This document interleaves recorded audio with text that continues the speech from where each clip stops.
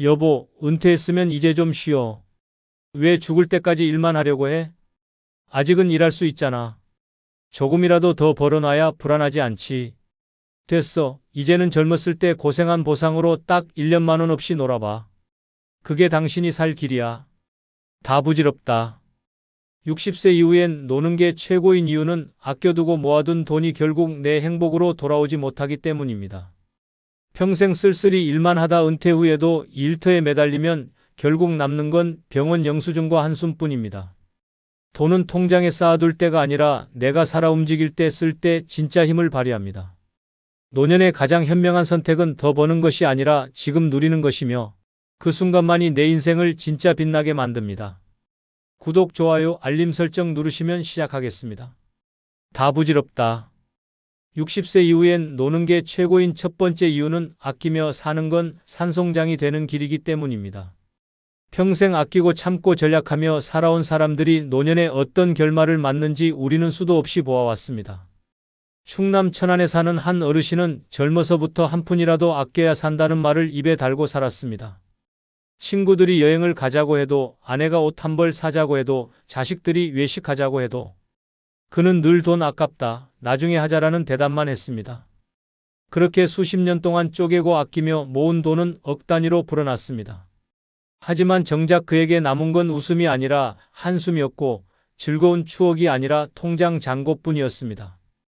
은퇴 후 그는 집안에만 틀어박혀 살았습니다. 친구들은 하나둘 세상을 떠나거나 멀어졌고 가족들도 각자의 삶에 바쁘다 보니 찾아오는 이가 드물었습니다. 그렇게 쌓아둔 돈은 그대로 남아 있었지만 본인은 점점 무기력해졌습니다. 하루 종일 TV 앞에 앉아 리모컨만 돌리며 시간을 죽이는 생활이 반복되었고 점점 말수가 줄고 눈빛마저 흐려졌습니다. 주변 사람들은 몸은 살아있는데 영혼은 없는 사람 같다며 그를 두고 산송장 같다고 했습니다. 실제로 그는 건강이 나빠져 병원 신세를 지면서도 치료비가 아깝다며 제대로 된 검사를 받지 않았습니다. 결국 병은 더 깊어졌고 쌓아둔 돈은 아무 의미 없이 남아 있었습니다. 죽음을 앞두고 그는 자식들에게 이런 말을 남겼습니다. 내가 돈만 보고 살았더니 내 인생은 다 허무하구나. 나는 평생 산송장으로 산 거야. 반대로 아끼지 않고 자기 인생을 위해 돈을 쓴 사람들의 노년은 전혀 달랐습니다. 전북 전주에 사는 이순자 씨는 남편이 세상을 떠난 뒤 마음을 고쳐 먹었습니다. 내 인생은 내가 쓰지 않으면 아무도 대신 살아주지 않는다. 그는 적금을 깨고 매년 해외여행을 다녔습니다. 일본 온천, 대만 야시장, 유럽의 골목길까지 발이 닿는 곳마다 사진을 찍고 맛있는 음식을 즐겼습니다. 또한 노래교실에도 등록해 마음껏 노래를 불렀고 친구들과 모여 춤을 추며 즐겼습니다. 주변 사람들은 그 나이에 무슨 돈 낭비냐고 수군거렸지만 이 씨는 웃으며 대답했습니다. 돈은 내가 살아있을 때 써야 돈이지. 내가 누리지 못하면 결국 산송장이 되는 거예요.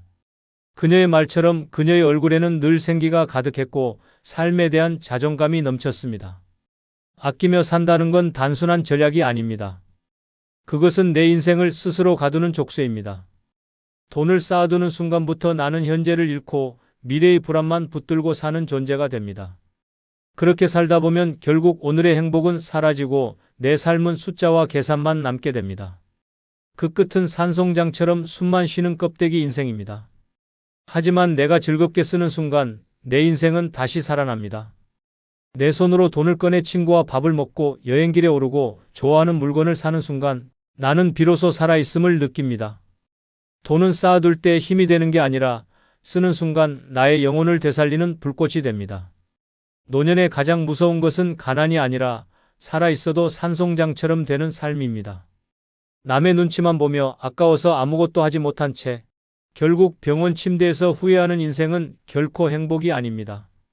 그러니 지금이라도 눈을 뜨고 선택해야 합니다. 돈은 쌓아두는 게 목적이 아닙니다. 지금 웃고 지금 먹고 지금 떠나는 데 써야 합니다.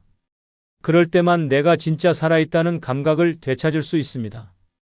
아끼며 사는 건 결국 산송장이 되는 길입니다. 하지만 돈을 내 인생에 과감히 쓸 때 나는 생기를 되찾고 진짜 인간으로 살아갈 수 있습니다. 당신의 노년을 산송장의 무덤으로 만들지 말고 살아있는 사람의 축제로 채우시길 바랍니다. 다 부질없다. 60세 이후엔 노는 게 최고인 두 번째 이유는 아끼다 결국 병원비로 다 날려먹기 때문입니다. 전남 목포에 사는 김정호 씨는 평생을 성실함 하나로 살아왔습니다. 30년 넘게 시장에서 채소 장사를 하며 하루하루를 알뜰살뜰 모았습니다. 주변에서는 이제는 좀 쉬시고 여행도 다니셔야죠라고 했지만 김 씨는 늘 손사래를 치며 말했습니다. 나중에 더 늙기 전에 쓰면 되지. 지금은 아껴야 해. 그렇게 그는 외식 한 번, 여행 한 번 제대로 해보지 않았습니다. 자식들 뒷바라지에 집 대출 갚는데 노후 대비 저축까지 오직 아끼고 모으는 데만 인생을 걸었습니다. 통장에는 억 단위 돈이 차곡차곡 쌓여갔습니다. 하지만 정작 본인은 늘 고단한 얼굴이었고 먹고 싶은 것도 참으며 그저 하루하루만 버텼습니다. 그러던 어느 날 김 씨에게 불청객이 찾아왔습니다. 고혈압과 당뇨가 동시에 발병했고 합병증까지 겹쳐 몇 차례 큰 수술을 받아야 했습니다. 젊을 땐 병원비 걱정 따위 남의 이야기라 생각했지만 70을 넘기자 병원은 그의 두 번째 집이 되었습니다. 그렇게 수십 년 동안 피땀 흘려 모은 돈이 몇 년 만에 무너져 내렸습니다. 수술비, 입원비, 약값으로 1억 원이 훌쩍 넘어가더니 남은 재산마저 끝도 없이 빠져나갔습니다. 김 씨는 병실에 누워 중얼거렸습니다. 내가 이렇게 살려고 평생 아낀 건가? 그때 흘린 눈물은 단순한 고통의 눈물이 아니었습니다. 평생 참고 아껴온 삶이 송두리째 허무하게 사라졌다는 통렬한 후회의 눈물이었습니다. 이 이야기는 결코 남의 얘기가 아닙니다. 우리 주변에서 흔히 벌어지는 현실입니다. 젊을 땐 아끼고 모아야 든든하다고 믿었습니다. 하지만 늙어서 맞이하는 현실은 다릅니다. 그렇게 모은 돈은 정작 내가 즐기지도 못한 채 병원비로 빨려 들어갑니다. 병원 수납창구에서 카드 긁히는 소리가 내 인생의 마지막 결제음이 되는 것입니다. 결국 남는 건 통장 잔고가 아니라 평생 누리지 못한 즐거움에 대한 원망과 한숨뿐입니다. 병원비는 잔혹합니다. 내가 아무리 단단히 준비해도 병은 예고 없이 덮칩니다. 어느 날 갑자기 쓰러지고 어느 날 갑자기 검사에서 암이 발견되면 그동안 쌓아온 돈이 속절없이 사라집니다. 그렇게 아끼고 아껴온 돈은 결국 나를 위해 쓰이지 못합니다. 오히려 의사에게, 약국에, 병원 장비에 다 빨려 들어가 버립니다. 문제는 돈만 사라지는 게 아닙니다. 아껴둔 인생, 즐기지 못한 세월, 웃지 못한 추억까지 송두리째 병원에 빼앗기게 됩니다. 그래서 노년의 진짜 지혜는 아끼는 게 아닙니다. 누리는 것입니다. 먹고 싶던 음식을 당당히 먹고 가보고 싶던 곳을 지금 떠나야 합니다. 돈을 쓰는 게 낭비가 아니라 나를 살리는 투자입니다. 내가 쓰지 못한 돈은 결국 남의 손에 들어가거나 병원비로 사라집니다. 그렇다면 차라리 내가 살아 숨쉬고 웃을 수 있을 때 그 돈을 내 기쁨을 위해 쓰는 것이 훨씬 현명합니다. 병실 침대에서 억울한 눈물 흘리느니 여행지 바닷가에서 행복한 눈물을 흘리는 편이 남는 장사입니다. 노년은 짧습니다. 하지만 병원비는 끝없이 따라붙습니다. 결국 아끼다 간 인생의 마지막 장면을 병원 영수증으로 채우고 마는 것입니다. 인생은 단 한 번뿐입니다. 내 손으로 누려야 내 인생이고 내 입으로 맛보고 내 발로 걸으며 경험해야 내 것이 됩니다. 돈은 쌓아두는 게 목적이 아닙니다. 쓰라고 있는 것입니다. 남을 위해, 자식을 위해, 체면을 위해 쌓아둔 돈은 결국 허무하게 사라집니다. 그러나 나를 위해 쓴 돈은 기억으로 남고 웃음으로 남으며 진짜 인생으로 남습니다. 늦게 깨닫지 마시길 바랍니다. 당신의 노년을 병원 영수증으로 덮을 것인지 웃음과 추억으로 채울 것인지는 지금의 선택에 달려 있습니다. 다 부질없다. 60세 이후엔 노는 게 최고인 세 번째 이유는 돈 쌓아두다 자식들 싸움판만 만들기 때문입니다. 경기도 고양시에 살던 이춘배 씨는 평생을 허리띠 졸라매며 살았습니다. 식당에서 국밥 한 그릇을 먹을 때도 고깃국 대신 맑은 국을 고르며 몇천 원을 아꼈고 명절에도 자식들에게 용돈 한 푼 더 주겠다고 자신의 옷은 몇십 년 된 외투로 버텼습니다. 주변 사람들은 이제 좀 즐기셔도 된다고 말했지만 그는 늘 나 죽고 나면 애들이 편하게 살면 되지라며 고개를 저었습니다. 그렇게 모은 재산은 집과 땅, 현금까지 합쳐 수억 원이 넘었습니다. 이 씨는 든든하다 생각하며 눈을 감았지만 장례식이 끝나기도 전에 자식 넷은 유산 이야기를 꺼냈습니다. 처음엔 말로만 하던 다툼이 곧 폭언으로 번지고 결국 변호사를 불러 소송으로 이어졌습니다. 평생 뼈 빠지게 모은 돈은 효도와 감사가 아니라 형제를 갈라놓는 칼이 되어버린 것입니다. 이런 장면은 남의 이야기가 아닙니다. 돈은 축복이 아니라 잘못 남기면 독이 됩니다. 살아생전에는 부모를 향해 공손하던 자식들이 부모가 떠나고 난 뒤엔 눈빛이 차갑게 바뀝니다. 서로에게 아버지가 나한테 더 주겠다고 했다라며 소리를 지르고 증인까지 세우며 의심의 칼을 겨눕니다. 집안의 밥상은 화해의 자리가 아니라 재산을 나누는 협상장이 되고 형제 인연은 돈 앞에서 처참하게 끊어집니다. 남겨진 부모의 이름은 고마움이 아니라 분쟁의 서류에만 오르내리게 됩니다. 결국 부모가 애써 쌓아 올린 돈은 자식들에게 행복을 주지 못한 채 끝없는 원망과 증오를 불러오는 씨앗이 됩니다. 노년의 돈은 쌓아둘수록 위험합니다. 내가 살아있을 때 쓰지 못한 돈은 결국 자식들 싸움판으로 흩어지기 마련입니다. 반대로 내가 내 손으로 즐기며 쓴 돈은 추억으로 남고 기쁨으로 기억됩니다. 돈은 무덤까지 가져갈 수 없습니다. 내가 웃을 때 쓰지 않은 돈은 내 것이 아니고 결국 남의 손에 넘어가 피눈물을 부르는 무기가 됩니다. 그러니 노년의 진짜 지혜는 돈을 남기는 것이 아니라 살아있을 때 내 행복에 쓰는 것입니다. 먹고 싶던 음식을 먹고 보고 싶던 풍경을 보며 함께하고 싶은 사람들과 웃는 데 쓰는 것이 가장 현명합니다. 자식에게 남길 재산보다 중요한 것은 부모가 평생 누리고 떠났다는 기억입니다. 그것이 남는다면 자식들은 부모를 원망하지 않고 존경하게 됩니다. 그러나 돈만 남긴다면 그 돈은 칼이 되어 형제의 등을 찌르고 결국 부모의 이름마저 흙바람 속에 욕으로 남게 됩니다. 지금 쓰는 돈이야말로 진짜 내 돈이고 내 행복입니다. 당신의 노년을 법정 다툼의 씨앗으로 남길 것인지 아름다운 추억의 향기로 채울 것인지는 지금의 선택에 달려 있습니다. 다 부질없다. 60세 이후엔 노는 게 최고인 네 번째 이유는 돈을 쓴 순간만 내 인생이 살아나기 때문입니다. 평생을 아끼며 살았던 부산의 김상도 씨는 젊었을 때 늘 이런 말을 입에 달고 살았습니다. 나중에 쓰려고 모으는 거다. 지금은 참아야 한다. 그는 누구보다 근검절약했고 가족을 위해 자신을 희생했습니다. 외식 한번 제대로 하지 않았고 아이들 학원비와 집 대출 갚느라 자신의 옷은 몇 해 전 유행이 지난 헌 옷뿐이었습니다. 그렇게 모은 돈은 어느새 수억 원에 달했습니다.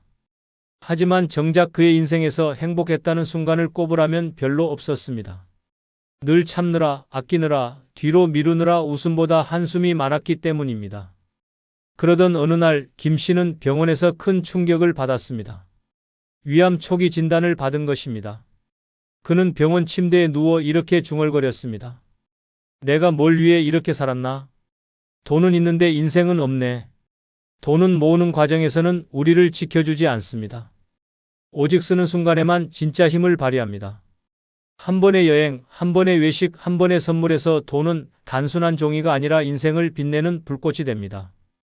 돈을 쌓아두는 것만으로는 아무 의미가 없습니다. 잔고가 늘어도 은행 통장에 숫자가 쌓여도 내가 그 돈을 쓰지 않으면 내 삶은 여전히 회색빛입니다. 반대로 내가 그 돈을 꺼내 쓰는 순간 인생은 갑자기 색을 입습니다. 좋아하는 음식을 맛볼 때, 가보고 싶던 길을 걸을 때, 하고 싶던 취미를 즐길 때, 그 순간 비로소 내가 살고 있구나라는 감각이 살아납니다. 그렇지 않으면 돈은 그저 무덤 속까지 따라오지 못할 숫자일 뿐입니다. 결국 내 인생을 살려내는 건 내가 쓴 돈으로 만든 기억과 경험입니다. 병원비로 허무하게 날려버리기 전, 자식들의 다툼거리로 변하기 전, 지금 내 손으로 내 삶에 불을 붙여야 합니다. 친구와 웃으며 마신 커피 한 잔, 늦은 나이에 떠난 여행길에서 찍은 사진 한 장, 손주와 함께 사 먹은 아이스크림 하나가 통장 숫자 수천만 원보다 값집니다. 실제로 서울 노원구에 사는 정인숙 씨는 남편이 세상을 떠난 뒤 혼자가 되면서 깨달음을 얻었습니다. 평생 아껴 모아 집 두 채를 마련했지만 정작 본인은 늘 움츠러들어 살았습니다. 그러나 어느 날 마음을 바꿔 해외여행을 결심했습니다. 73세의 나이에 비행기를 타고 파리로 향했을 때 그는 공항에서 눈물을 흘렸습니다. 내 인생이 이제야 살아나는 것 같다. 파리의 골목길을 걷고 루브르 박물관에서 그림을 바라보며 그는 다시 태어난 듯한 기쁨을 느꼈습니다. 통장에 찍힌 잔고가 주지 못했던 행복이 돈을 쓴 그 순간 눈부시게 살아났던 것입니다. 돈은 쌓아둘수록 무겁고 쓸수록 가벼워지면서 내 인생을 자유롭게 만듭니다. 한 푼이라도 아끼며 살다 보면 결국 그 돈은 병원 영수증으로만 사라지거나 남겨둔 가족들에게 싸움의 불씨가 됩니다. 하지만 내가 기쁘게 쓰는 순간 그 돈은 나를 위해 생명을 불어넣는 힘이 됩니다. 노년의 삶은 길지 않습니다. 남을 위해 모으지 말고 미래만을 위해 아끼지도 마십시오. 지금 당장 내가 쓰는 돈, 내가 웃는 순간, 내가 살아있음을 느끼는 순간이야말로 진짜 내 인생입니다. 돈을 쌓아둔 채로 무덤에 들어가는 것보다 돈을 쓰면서 생생하게 웃고 떠나는 편이 훨씬 가치 있습니다. 당신의 삶을 불태우는 불씨는 통장 잔고가 아니라 지금 쓰는 그 한 장의 지폐에서 시작됩니다. 인생은 한 번뿐이고 돈을 쓴 순간만 내 인생은 다시 살아납니다. 다 부질없다. 60세 이후엔 노는 게 최고인 5번째 이유는 건강할 때 쓰는 돈이 가장 큰 행복으로 돌아오기 때문입니다. 전북 군산에 살던 김종만 씨는 젊을 때부터 늘 전략을 입에 달고 살았습니다. 친구들이 해외여행을 가자 해도 건강이 허락할 때 나중에 가면 된다라며 고개를 저었고, 아내가 좋은 옷 한 벌 사자고 해도 돈 아깝다, 나중에 여유 있으면 사자라며 거절했습니다. 그렇게 참으며 모은 돈은 5억 원이 넘었습니다. 그는 마음속으로 언젠가 은퇴하면 멋지게 쓰리라는 꿈을 품고 있었지만 정작 은퇴를 하고 나니 몸이 버티질 못했습니다. 무릎 관절은 이미 망가져 계단을 오르는 것도 힘들었고 당뇨와 혈압으로 인해 의사에게 여행은 금지당했습니다. 결국 평생 아껴 모은 돈은 병원비와 약값으로 빠져나갔고 그토록 꿈꾸던 여행은 한 번도 가지 못한 채 세상을 떠났습니다. 마지막까지 그는 침대에 누워 내가 조금만 일찍 쓸 걸, 건강할 때 즐겼어야 했는데라며 눈물을 흘렸습니다. 돈은 쌓아두는 것이 행복을 보장하지 않습니다. 내가 건강할 때 쓴 돈만이 가장 큰 행복으로 돌아옵니다. 맛있는 음식을 내 입으로 직접 씹고 삼킬 수 있을 때, 아름다운 풍경을 내 두 발로 걸으며 눈에 담을 수 있을 때, 사랑하는 이들과 함께 웃으며 식사를 나눌 수 있을 때, 그 돈은 단순한 종이가 아니라 삶을 빛내는 선물이 됩니다. 그러나 몸이 망가지면 그 어떤 돈도 소용이 없습니다. 아무리 좋은 호텔을 예약해도 병원 침대에서 벗어나지 못한다면 그 돈은 그냥 종이일 뿐입니다. 실제로 강원도 원주에 사는 이명자 씨는 정반대의 선택을 했습니다. 남편이 세상을 떠난 뒤 혼자가 되자 그녀는 마음을 바꿨습니다. 건강할 때 내 돈을 내가 쓰겠다. 그는 모아둔 적금을 깨고 일본으로 온천 여행을 떠났습니다. 맛있는 스시를 먹으며 웃었고 오사카 거리를 걸으며 젊은 시절처럼 사진을 찍었습니다. 돌아온 후에도 그녀는 가만히 있지 않았습니다. 제주도에서 한 달 살기를 하며 바닷바람을 맞고 노후에 처음으로 하고 싶었던 그림 수업도 시작했습니다. 주변 사람들은 돈 아깝지 않으세요? 라고 물었지만 그녀는 환하게 웃으며 대답했습니다. 이 순간이 없으면 내가 왜 살아야 하죠? 지금 내가 건강하니까 이게 가능한 거예요. 이게 진짜 돈의 값어치예요. 이처럼 건강할 때 쓰는 돈은 단순한 소비가 아니라 내 삶을 살찌우는 투자입니다. 지금 웃을 수 있을 때, 지금 걸을 수 있을 때, 지금 먹을 수 있을 때 쓰는 돈이야말로 인생의 가장 큰 행복으로 되돌아옵니다. 반대로 아끼고 참다가 결국 병실에서 영수증으로 사라진 돈은 나를 위해 쓰이지 못한 헛된 종이 조각일 뿐입니다. 다 부질없다. 60세 이후엔 노는 게 최고인 6번째 이유는 돈은 나의 자존감을 살려주기 때문입니다. 인천에 사는 박영수 씨는 은퇴 후 몇 년 동안 돈을 거의 쓰지 않았습니다. 자식들이 어렵게 산다며 뒷바라지하느라 자신의 용돈조차 최소한으로 줄였고 외식이나 여행은 꿈도 꾸지 않았습니다. 그렇게 아끼고 또 아끼다 보니 통장의 돈은 늘어났지만 본인의 표정은 점점 굳어갔습니다. 무엇보다도 가장 뼈아팠던 순간은 친구들과 만난 자리였습니다. 친구들이 우리 이번엔 동해로 여행이나 가자고 제안했을 때 박 씨는 돈이 아까워 핑계를 대고 빠졌습니다. 그러나 속으로는 이렇게 중얼거렸습니다. 내가 돈 좀 쓰면 안 되나? 왜 나는 늘 움츠러들어야 하지? 결국 그는 가진 돈이 있음에도 스스로를 초라하게 여기며 자존감을 잃어갔습니다. 자존감은 단순한 자존심이 아닙니다. 내 삶을 스스로 지탱하는 힘, 내가 여전히 쓸모있고 가치 있는 사람이라는 확신입니다. 그런데 이 자존감은 돈이 뒷받침될 때 빛을 냅니다.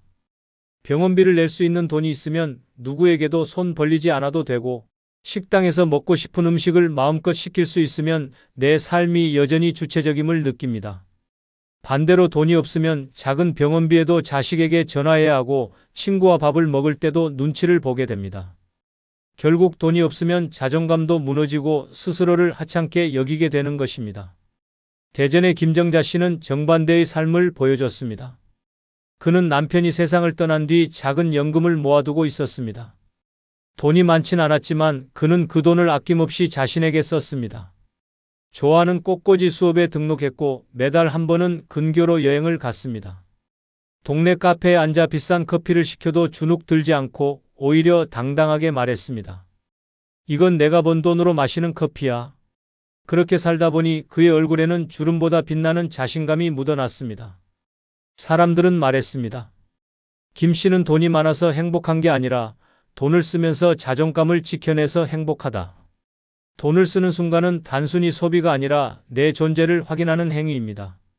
내가 원하는 것을 내 힘으로 선택하고 누릴 수 있을 때 삶은 주체성을 되찾습니다. 자존감이 살아야 인간관계도 당당해지고 외로움도 덜어지고 하루하루의 표정이 달라집니다. 그러나 돈을 쌓아두기만 하면 자존감은 점점 시들어갑니다. 아무리 많은 돈이 있어도 내 손으로 쓰지 못하고 남의 눈치만 보며 지갑을 닫는다면 그것은 결국 종이에 불과합니다. 노년의 가장 큰 비극은 가난이 아니라 자존감을 잃는 것입니다. 누군가에게 매달려야 하고 작은 선택조차 스스로 못하는 삶은 인간을 무너뜨립니다. 하지만 내 손으로 내 돈을 쓰는 순간 비록 작은 소비라도 내 자존감은 다시 살아납니다. 나는 여전히 내 삶의 주인이다라는 확신이 생깁니다. 그렇기에 돈은 나의 자존감을 살려주는 가장 강력한 무기입니다. 가난은 노년의 가장 큰 병이다. 인도의 사상가 타고르가 남긴 이 말은 돈이 없을 때 노인이 얼마나 무력해지는지를 정확히 짚어냅니다. 독일 철학자 쇼펜하우어 역시 행복의 기초는 마음이 아니라 생활을 지탱할 돈이다라고 말했습니다. 결국 나이가 들수록 위로의 말이나 좋은 생각보다 당장 먹고 아프지 않게 살 수 있는 돈이 있어야만 삶이 유지된다는 냉혹한 진실을 전하는 것입니다. 젊을 때는 건강과 일, 가족 때문에 돈의 필요성을 잊고 지낼 수 있습니다. 그러나 늙으면 상황은 정반대가 됩니다. 병원비가 무서워 통증을 참아야 하고 배고파도 지갑을 열면 동전 몇 개밖에 나오지 않습니다. 돈이 없다는 사실 하나가 존엄을 무너뜨리고 자존심을 무너뜨리며 삶 전체를 흔들어 놓습니다. 오늘은 바로 돈 없는 노인의 비참한 하루 일상을 따라가 보겠습니다. 끝까지 보신다면 지금이라도 늦지 않게 내 삶을 지킬 방법을 찾을 수 있을 것입니다. 서울 금천구에 사는 김영호 씨는 올해 76입니다. 새벽 4시 눈을 떴지만 그것이 숙면에서 깨어난 게 아님을 본인 스스로 압니다. 잠든 시간보다 뒤척인 시간이 더 많았기 때문입니다. 오래된 전세방의 벽지는 눅눅한 곰팡이 냄새로 가득 차 있고 전기요금이 무서워 난방을 켜지 않은 방 안은 새벽 공기와 다를 바 없는 냉기에 휩싸여 있습니다. 김 씨는 늘 그렇듯 몸을 잔뜩 웅크린 채 덮고 있던 낡은 담요를 털어내며 기침을 내뱉습니다. 가래가 목에 달라붙어 숨쉬기조차 힘들지만 병원에 갈 엄두를 내지 못합니다. 그는 예전에는 성실한 버스 운전기사였습니다. 30년 가까이 사람들을 실어 나르며 남부럽지 않게 살았던 시절이 있었습니다. 하지만 퇴직 후 쌓인 세금과 밀린 관리비, 그 사이에 터진 질병으로 모아둔 돈은 순식간에 바닥을 드러냈습니다. 공무원 연금이나 국민연금을 꼬박꼬박 챙기는 이웃 노인들과 달리 김 씨의 손에 쥐어지는 건 기초생활수급비 40만 원 남짓이 전부입니다.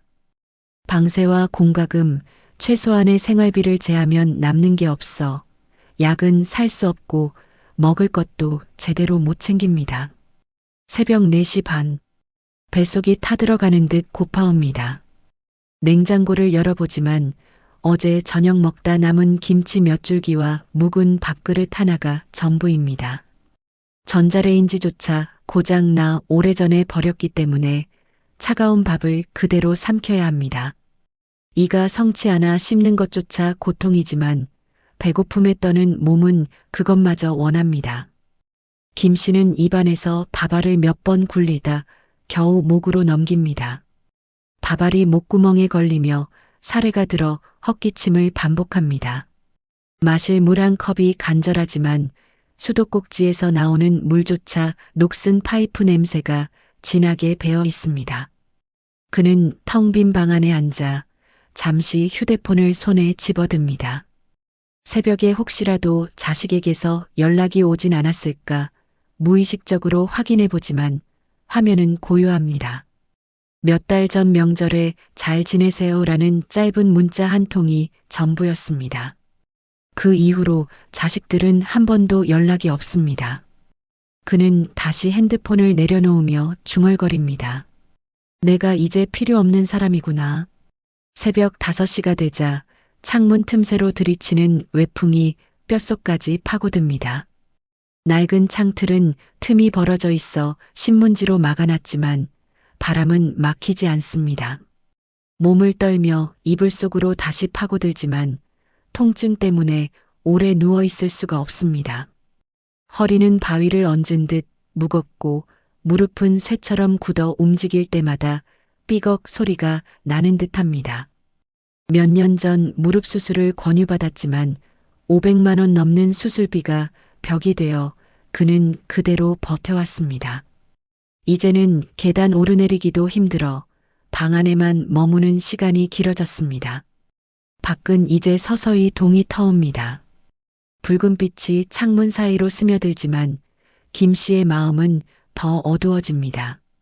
하루가 시작되는 기쁨이 아니라 또다시 버텨야 하는 고통의 시간이 시작됨을 의미하기 때문입니다. 그는 속으로 다짐합니다. 오늘 하루만 또 견뎌보자. 그래도 살아있어야 하지 않겠나?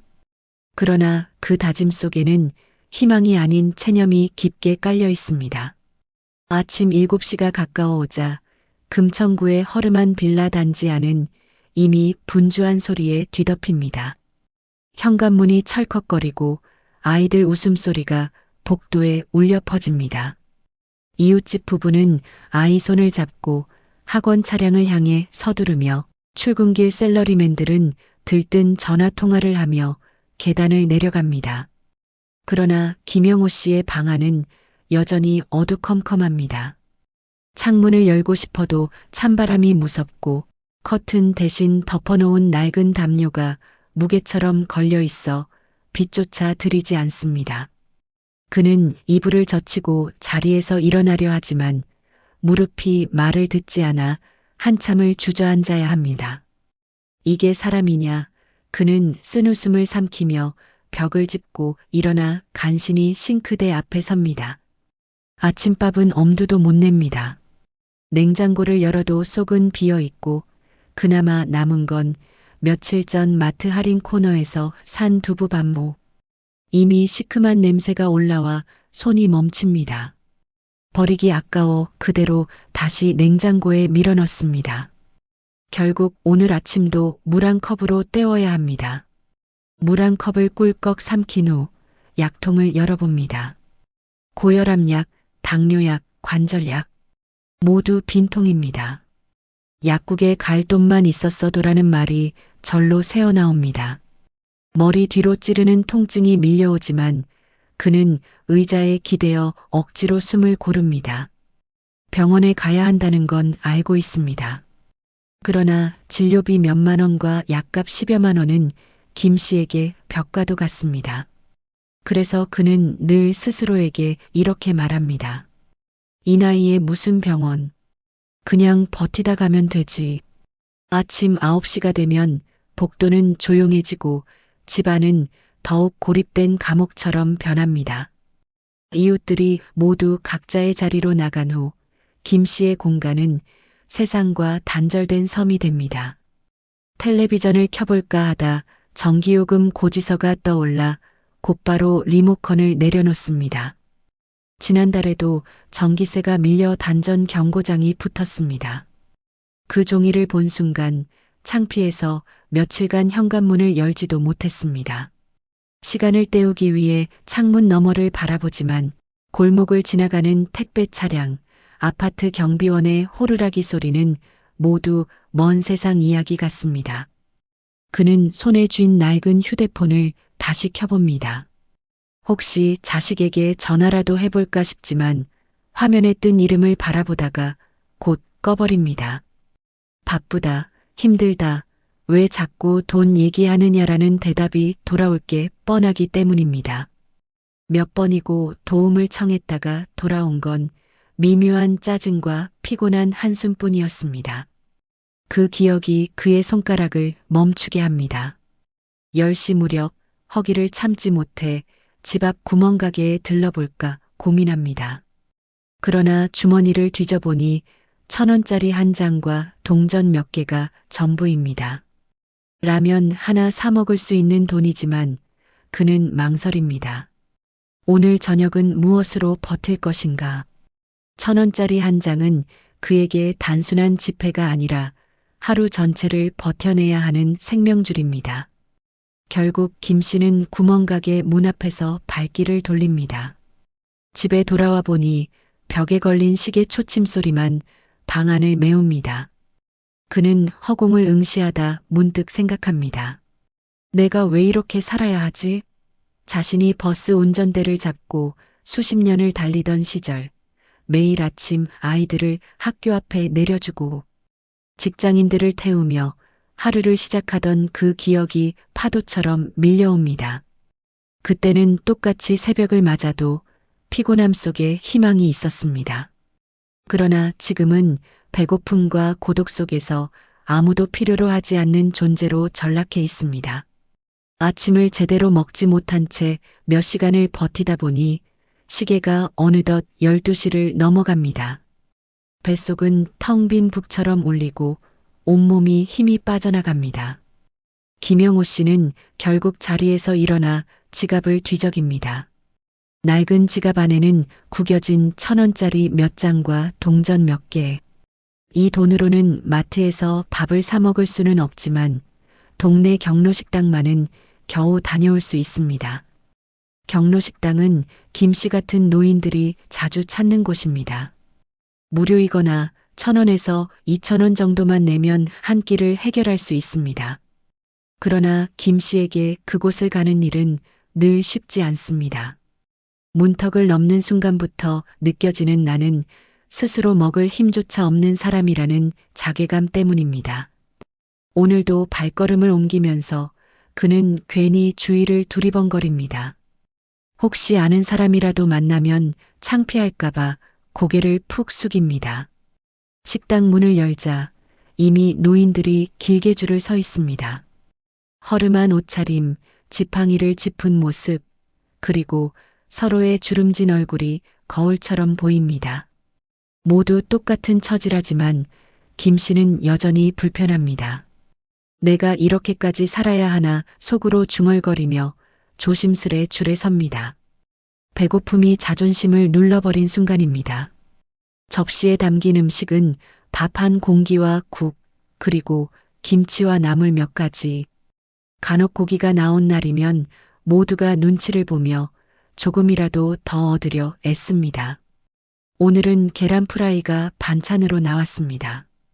김 씨는 그것만으로도 큰 위안이 됩니다. 오랜만에 따뜻한 밥을 입에 넣으니 이가 시리면서도 속은 조금씩 풀립니다. 그는 밥알을 목구멍에 넘기며 생각합니다. 이게 어디냐, 오늘은 굶지 않았으니 다행이지.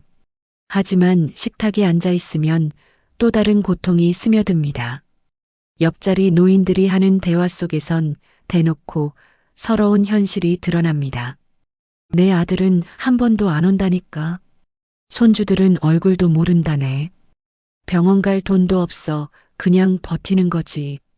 각자의 처지를 한탄하는 말들이 김 씨의 마음을 더욱 무겁게 짓누릅니다. 그는 괜히 고개를 숙이고 밥만 빨리 삼킵니다. 눈물이 나올까 봐서입니다. 한 끼를 마치고 식당을 나오면 배는 채워졌지만 가슴은 더 공허합니다. 젊었을 땐 번듯한 직장에서 동료들과 점심을 먹고 가끔은 가족과 외식하며 웃었던 기억이 있습니다. 그러나 지금은 몇백 원의 의지에 체면을 내려놓고 줄을 서야 겨우 한 끼를 해결합니다. 배는 따뜻해졌지만 마음은 오히려 얼어붙습니다. 집으로 돌아오는 길, 시장 앞 포장마차에서 김밥과 떡볶이를 사 먹는 아이들이 눈에 들어옵니다. 아이들은 웃으며 서로의 음식을 나눠 먹는데 김 씨는 그 장면이 부러우면서도 마음이 쓰립니다. 자신은 겨우 경로식당에서 얻은 밥 한 끼로 하루를 버티는데 세상은 이렇게 밝고 풍요롭게 돌아가고 있구나 하는 생각이 스칩니다. 방에 도착해 의자에 앉으면 점심을 먹었다는 안도감과 동시에 또 다른 걱정이 고개를 듭니다. 오늘 저녁은 또 어떻게 하지? 한 끼 해결했다고 하루가 끝나는 게 아니기에 그는 늘 같은 불안을 안고 살아갑니다. 식당에서 채운 배는 몇 시간 못 가 다시 허기를 알릴 것이고 통장 잔고는 이미 비어 있습니다. 점심은 배고픔을 달래주는 시간이었지만 동시에 자신의 처지를 더욱 뼈아프게 확인하는 시간이었습니다. 굶지는 않았지만 나는 남의 도움 없이는 한 끼도 해결 못하는 노인이라는 낙인이 선명하게 찍힌 순간이기도 합니다. 김영호 씨의 점심은 그렇게 씁쓸한 만족과 쓰라린 자존심 사이에서 마무리됩니다. 해가 기울고 저녁이 다가오면 김영호 씨의 방 안은 더욱 적막해집니다. 창밖에서는 이웃집 주방에서 풍기는 고기 굽는 냄새, 찌개 끓는 소리가 새어나오지만 그의 방 안은 여전히 차갑고 허전합니다. 점심에 경로식당에서 먹은 밥이 마지막이었습니다. 배는 아직 허전하지만 저녁은 아예 포기하는 날이 많습니다. 한 끼를 이미 해결했으니 오늘은 다행이라고 스스로를 달래는 겁니다. 그러나 속이 쓰리고 허기는 사라지지 않습니다. 저녁이 되면 더 힘든 건 배고픔이 아니라 통증입니다. 하루 종일 무릎을 붙잡고 버텼던 탓에 관절이 불에 댄 듯 욱신거리고 허리에서는 날카로운 통증이 몰려옵니다. 그는 벽에 등을 기댄 채 신음을 내뱉습니다. 병원에 가야 한다는 걸 모르는 게 아닙니다. 몇 년 전부터 의사는 무릎 수술을 권했지만 몇백만 원이 넘는 비용 앞에서 그는 아무 말도 하지 못했습니다. 지금은 진료비 몇만 원도 부담이라 동네 의원조차 찾지 못합니다. 방 구석 약통을 열어보면 텅 비어 있는 약봉지만 남아 있습니다. 고혈압 약도 당뇨약도 끊긴 지 오래입니다. 약국에 가려다 통장 잔액을 떠올리면 발걸음이 멈춰집니다. 그냥 버티다 죽으면 되지라는 체념이 습관처럼 떠오르지만 막상 가슴이 두근거리거나 어지럼증이 몰려오면 두려움이 밀려옵니다. 그러나 두려움은 곧 돈이 없으니 어쩔 수 없다는 냉혹한 현실에 눌려 사라집니다. 저녁 8시 무렵 텔레비전에서 건강보험 광고가 흘러나옵니다. 누구나 누릴 수 있는 평등한 의료 혜택. 김 씨는 그 말이 비웃음처럼 들립니다. 서류를 챙겨 보건소를 찾아가 본 적도 있습니다. 그러나 기초생활수급비를 받는 처지에서도 약값 전부를 감당할 수 없다는 걸 확인하고는 그 길로 발길을 끊었습니다. 병원 대기실에서 느껴지는 사람들의 시선, 돈 없으면 어쩌려고 왔나라는 듯한 눈빛이 마음을 더욱 짓눌렀습니다. 그는 방 안에 앉아 무릎에 찜질팩을 올려봅니다. 이미 오래전에 전원이 나가버린 고장난 찜질팩을 손으로 주물러 대충 덮어보지만 시원찮은 위로일 뿐입니다. 통증은 사라지지 않고 오히려 심장은 쿵쾅거리며 불안감을 키웁니다. 갑자기 쓰러져도 발견해줄 사람 하나 없다는 생각이 머리를 스칩니다. 이웃과 왕래가 끊긴 지 오래라 혹시라도 사고가 나면 몇 날 며칠이 지나서야 발견될지도 모릅니다. 밖에서는 가족들이 함께 웃으며 저녁을 먹는 소리가 들려옵니다. 아이가 웃고 떠드는 소리, 술잔 부딪히는 소리, 모든 게 따뜻하고 활기찬 풍경일 텐데 김 씨의 방안은 정반대의 세계입니다. 그는 식탁이 아닌 낡은 의자에 앉아 물 한 컵을 홀짝이며 그 물로 배고픔과 통증을 동시에 삼키려 애씁니다. 그러나 물맛은 쓴 약처럼 쓰라립니다. 밤 9시가 넘자 그는 스스로에게 속삭입니다. 오늘도 병원은 못 갔구나. 내일도 못 가겠지. 가난이란 단순히 밥을 굶게 하는 게 아니라 아픈 몸조차 치료받을 권리를 빼앗아갑니다. 아파도 병원에 갈 수 없는 현실, 그 무력감이 노인의 저녁을 더욱 비참하게 만듭니다. 그렇게 하루의 끝자락, 김영호 씨의 저녁은 배고픔과 고통, 그리고 체념이 어우러진 잔혹한 시간이 됩니다. 밤은 김영호 씨에게 가장 잔혹한 시간입니다. 낮 동안에는 최소한 이웃들의 발자국 소리, 공원의 아이들 웃음소리라도 들리지만 해가 지고 나면 방 안은 숨이 막히는 듯 고요해집니다. 깊은 정적 속에서 시계 초침 소리만이 방 안을 가르며 흘러갑니다. 몸은 지쳐 쓰러지듯 눕지만 통증 때문에 편히 누울 수도 없습니다. 무릎은 불에 댄 듯 욱신거리고 허리는 돌덩이를 얹은 듯 무겁습니다. 그는 한숨을 내쉬며 스스로에게 묻습니다. 내가 이렇게 살려고 평생 일만 했나? 눈을 감으면 과거가 떠오릅니다. 젊었을 때 그는 누구보다 성실하게 살았습니다. 새벽마다 버스 운전대를 잡고 밤늦게까지 사람들을 실어 날랐습니다. 퇴근 후에도 지친 몸을 이끌고 부업을 하며 가족을 먹여 살렸습니다. 하지만 그때 그는 노후를 위한 준비에는 눈길조차 주지 않았습니다.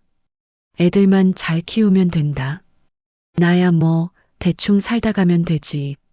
늘 그렇게 생각했습니다. 주위 사람들이 적금을 붓거나 작은 보험이라도 들어두는 모습을 보면서도 김 씨는 한사코 외면했습니다. 매달 몇만 원씩이라도 떼어놓으면 도움이 될 거란 걸 알면서도 눈앞에 생활비가 급하다는 이유로 늘 미뤘습니다. 나중에 여유가 생기면 준비하지 뭐라며 현실만 붙잡았던 것이 화근이었습니다. 그러나 그 나중은 끝내 오지 않았습니다. 그는 또 스스로를 혹사시켰습니다. 절약이 미덕이라 믿었고 자신을 위해 쓰는 건 사치라고 여겼습니다. 옷은 닳고 다른 작업복 한 벌로 버텼고 친구들과의 술자리도 거절했습니다. 여행은커녕 아이스크림 하나 제대로 사 먹은 기억도 드뭅니다. 그렇게 아끼고 또 아끼며 살았는데 정작 모아둔 건 없습니다. 생활비와 자식 뒷바라지에 다 흘려보냈기 때문입니다. 무엇보다 가슴을 찌르는 건 노후에 대한 계획 자체를 무시했다는 점입니다. 그는 늘 내 몸이 버티는 한 계속 일할 수 있다고 믿었습니다. 하지만 건강은 영원하지 않았습니다.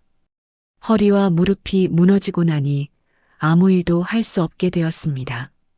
이제 와서 생각하면 젊을 때 조금만 내 노후를 위해 떼어두었더라면 지금처럼 하루 세 끼조차 불안해하지는 않았을 겁니다. 밤은 이런 후회를 더욱 선명하게 합니다. 경로식당에서 밥을 얻어먹을 때 느낀 자존심의 상처, 약국에서 약값을 계산하지 못하고 돌아섰던 순간의 굴욕, 이 모든 게 젊은 날의 무책임한 선택에서 비롯됐다는 사실을 인정하지 않을 수 없습니다. 그는 누웠다가도 벌떡 일어나 방 안을 서성입니다. 머릿속에서 질문이 꼬리를 물기 때문입니다. 내가 왜 그때 준비하지 않았을까? 왜 눈앞만 보며 살았을까? 왜 한 번도 내 노후를 진지하게 생각하지 않았을까? 답은 없습니다.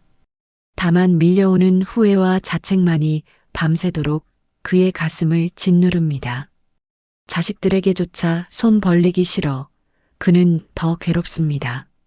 젊을 땐 자식들 공부시키느라 먹이고 입히느라 자신은 항상 뒤로 밀었습니다. 그런데 지금은 그 자식들에게 도움을 청할 자신조차 없습니다. 마음 한편에서는 억울하지만 또 한편에서는 내가 준비하지 못한 대가라는 생각이 그를 더 옥죄어 옵니다.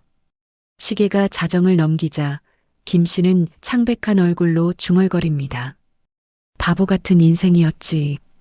돈은 다 흘려보내고 정작 내 노후 하나 챙기지 못했으니 이렇게 비참하게 사는 것도 다 내 탓이야. 그렇게 후회와 원망을 되뇌며 그는 또다시 잠 못 이루는 밤을 보냅니다. 이 영상을 보고 계신 분들도 아마 비슷한 생각을 하실 겁니다. 나는 준비가 충분한가? 혹시 나도 저런 상황에 놓이지 않을까? 늦었지만 지금이라도 노후를 지킬 방법은 분명히 있습니다. 젊을 때처럼 큰 돈을 모으는 건 어렵습니다. 그러나 작은 실천 하나가 남은 삶의 안전망이 될 수 있습니다. 첫째, 작은 돈이라도 비상금으로 따로 모으는 습관을 들여야 합니다. 하루에 1,000원, 2,000원이라도 따로 봉투에 모아두면 한 달이면 3만 원, 1년이면 36만 원이 됩니다.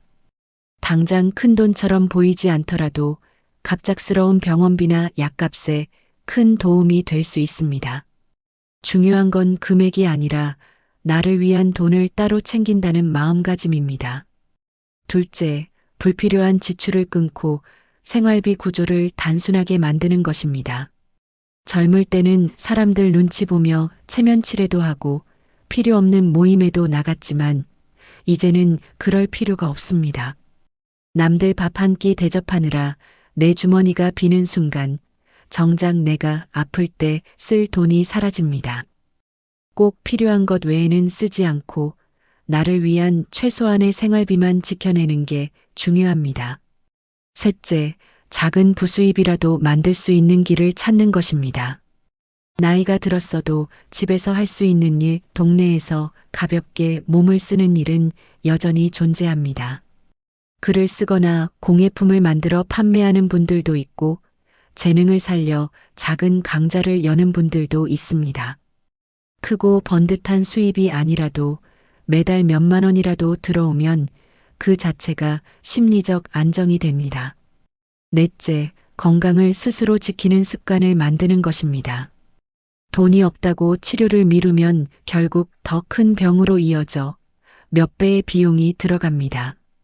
매일 걷기, 스트레칭, 집에서 할 수 있는 간단한 운동만으로도 몸은 달라집니다. 건강을 지키는 것이야말로 최고의 절약입니다. 마지막으로 사람과의 관계를 정리하고 단단하게 만드는 것도 대책입니다. 돈이 없는 사람일수록 고립되기 쉽습니다. 하지만 마음을 나눌 단 한 명의 친구, 가끔이라도 안부를 물어줄 이웃이 있다는 건 그 어떤 저축보다 든든한 자산입니다. 관계도 노후의 중요한 비상금임을 잊지 말아야 합니다. 시청자 여러분, 김영호 씨의 이야기는 누군가의 비극적인 현실일 수 있지만 동시에 우리 모두가 맞닥뜨릴 수 있는 경고이기도 합니다. 지금 당장 완벽한 준비는 할 수 없더라도 작은 습관 하나, 작은 준비 하나가 내일의 불안을 줄여줍니다.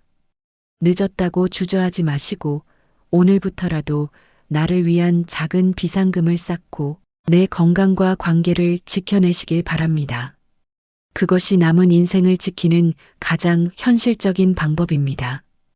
벤저민 프랭클린은 오늘 준비하지 않으면 내일의 불행을 준비하는 것이다라고 말했습니다. 이 말은 노년을 준비하지 않은 사람에게 그대로 적용됩니다. 노후에 아무 대비 없이 맞이하면 평생 쌓아온 재산이 하루아침에 날아가고 병원비 한 장 앞에서 무너집니다. 고독과 가난, 질병은 무자비하게 노인을 덮칩니다. 하지만 미리 준비한 사람은 다릅니다. 이런 비극을 막아줄 방법이 분명히 있다는 사실입니다. 단 한 가지 준비만 해도 지옥 같은 노후가 천국으로 바뀔 수 있습니다.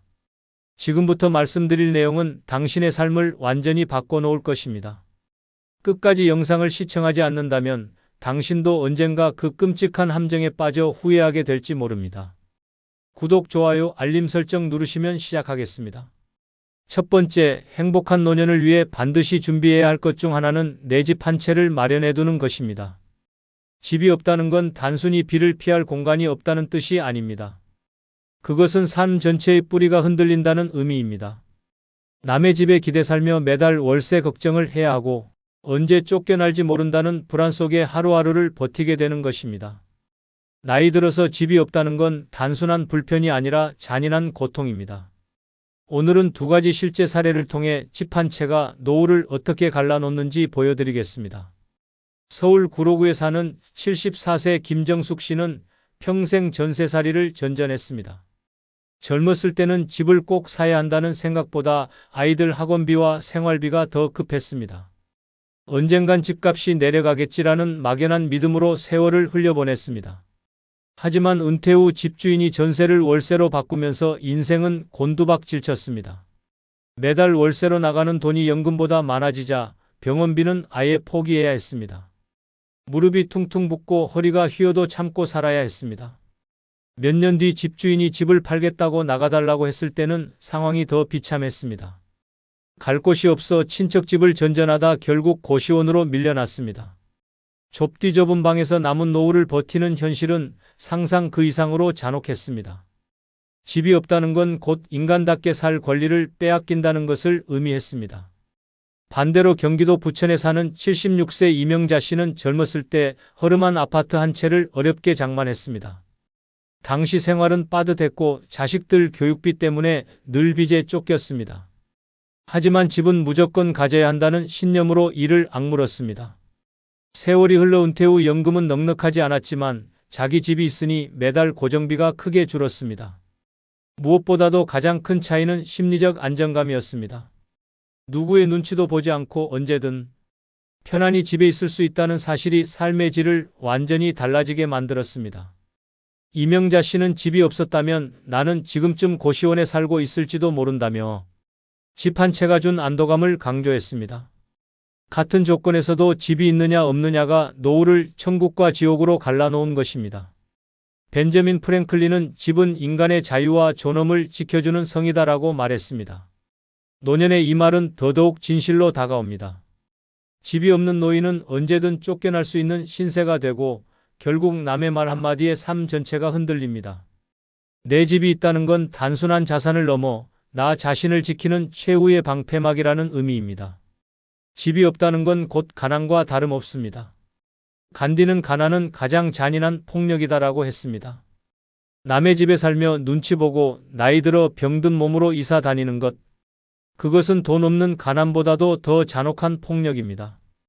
집이 없는 노인은 존엄을 잃고 결국 사회의 가장 밑바닥으로 떨어집니다.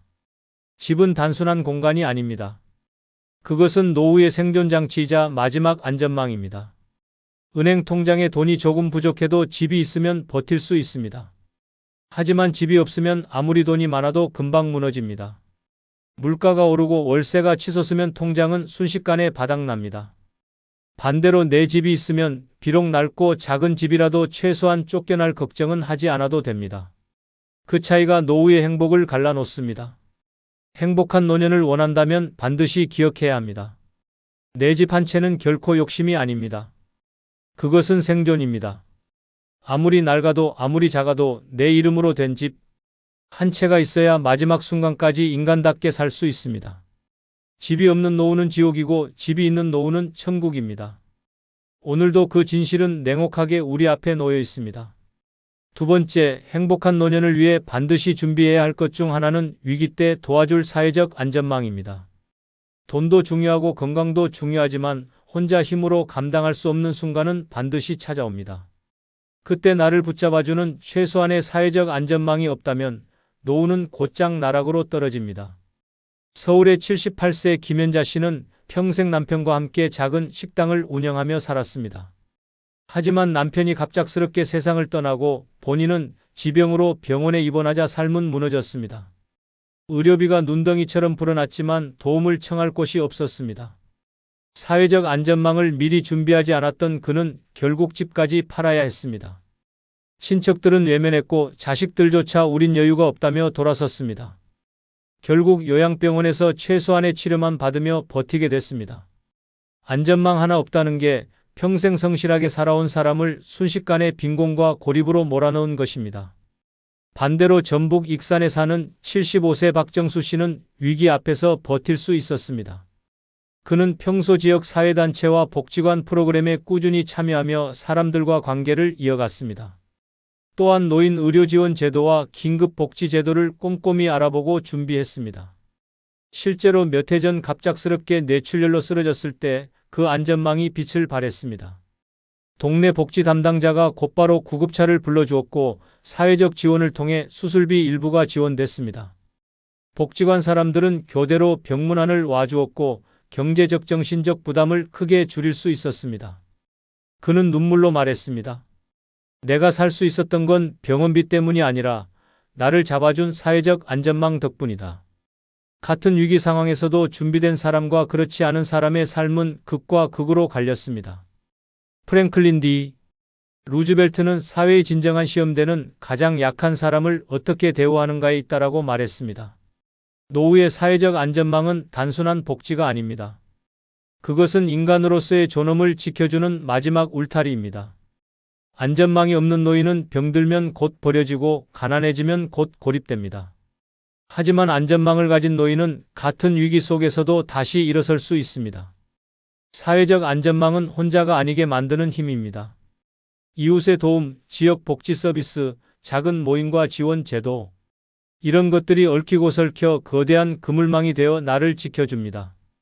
노년의 삶은 고립될수록 잔혹해지고 연결될수록 단단해집니다. 그 연결이 곧 안전망입니다.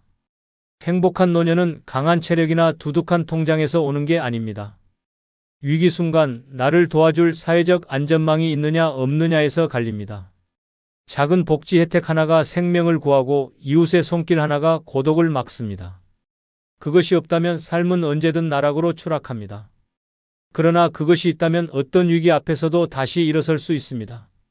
노후를 준비한다는 건 결국 혼자 살 힘만 기르는 게 아닙니다. 위기 때 나를 지켜줄 사회적 안전망을 만드는 것입니다.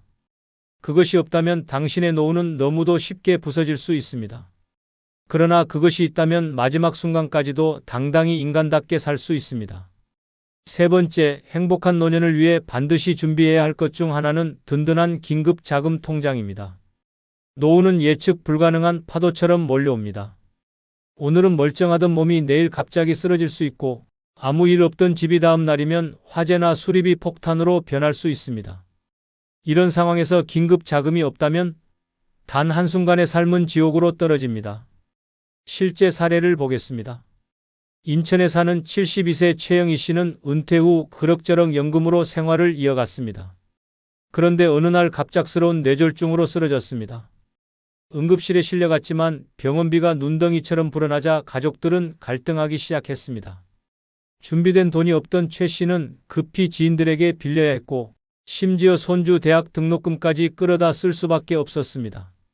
이후에도 재활치료비는 계속 들어갔고 결국 집마저 팔아야 했습니다. 결국 남은 건 병든 몸과 빚뿐이었습니다. 긴급 자금이 없다는 건 이렇게 잔인한 몰락을 초래합니다. 반대로 대전의 75세 박인수 씨는 달랐습니다. 은퇴 후에도 작은 아르바이트를 하며 매달 일정 금액을 비상용 통장에 꼬박꼬박 넣었습니다. 주변 사람들은 노후에 무슨 저축이냐, 그냥 쓰고 즐겨라라며 웃었지만 박 씨는 고집을 꺾지 않았습니다. 그러던 어느 날 아내가 갑자기 심장 질환으로 쓰러졌습니다. 하지만 박 씨는 준비된 긴급자금 통장을 바로 열었습니다. 수천만 원이 모여 있었고 덕분에 병원비를 바로 지불할 수 있었습니다. 치료비 문제로 가족 갈등도 없었고 아내는 제때 수술을 받아 다시 건강을 되찾았습니다. 박 씨는 말했습니다. 내가 산 게 아니라 이 통장이 우리 가족을 살렸다. 같은 위기 상황에서도 긴급 자금 유무가 삶과 죽음을 가른 것입니다.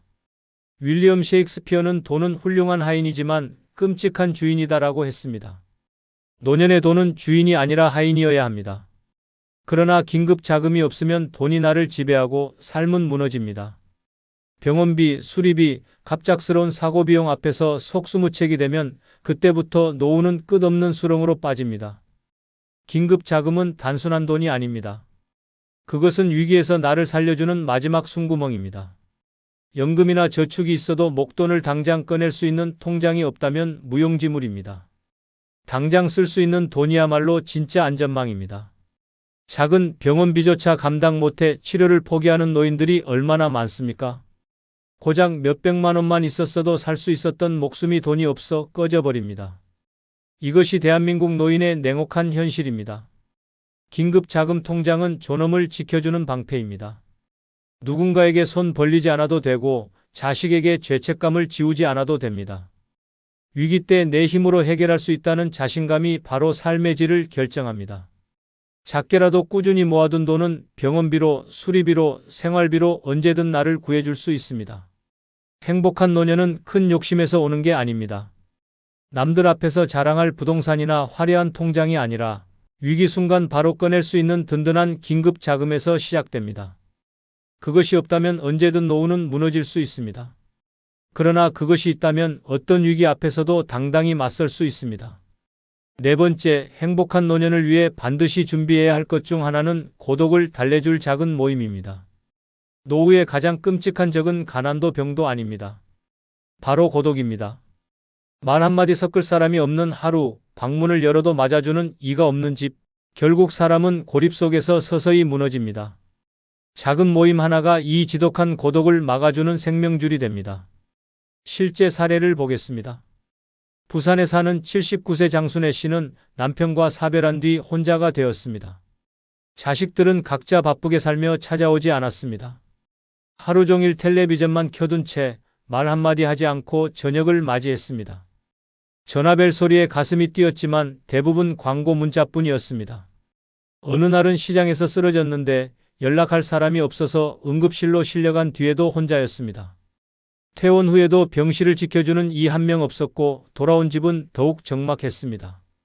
결국 우울증이 찾아왔고 약에 의존하는 삶이 시작됐습니다. 작은 모임 하나만 있었다면 달라졌을 인생이었습니다. 반대로 강원도 원주에 사는 77세 이정희 씨는 남편을 먼저 보내고도 무너지지 않았습니다. 그녀는 동네에서 운영하는 작은 독서 모임에 참여했습니다. 처음엔 어색했지만 함께 책을 읽고 의견을 나누면서 웃음이 돌아왔습니다. 이제는 주말마다 함께 산책도 하고 생일을 챙겨주는 작은 가족 같은 존재들이 생겼습니다.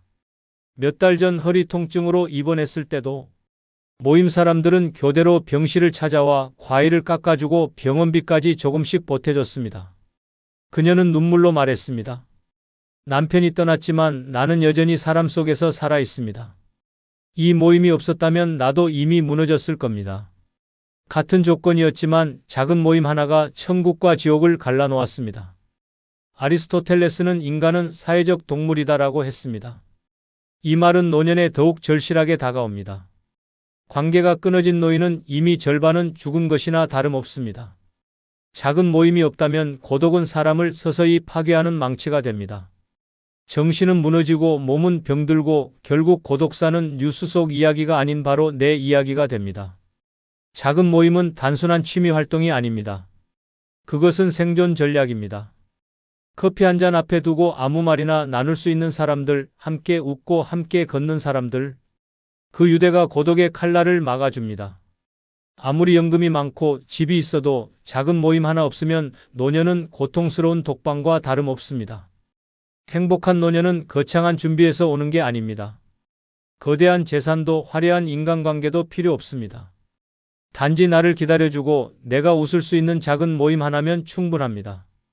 고독은 잔인한 적이지만 작은 모임은 그 적을 무너뜨리는 가장 강력한 무기입니다. 결국 노후를 어떻게 살지는 내가 선택하는 것입니다.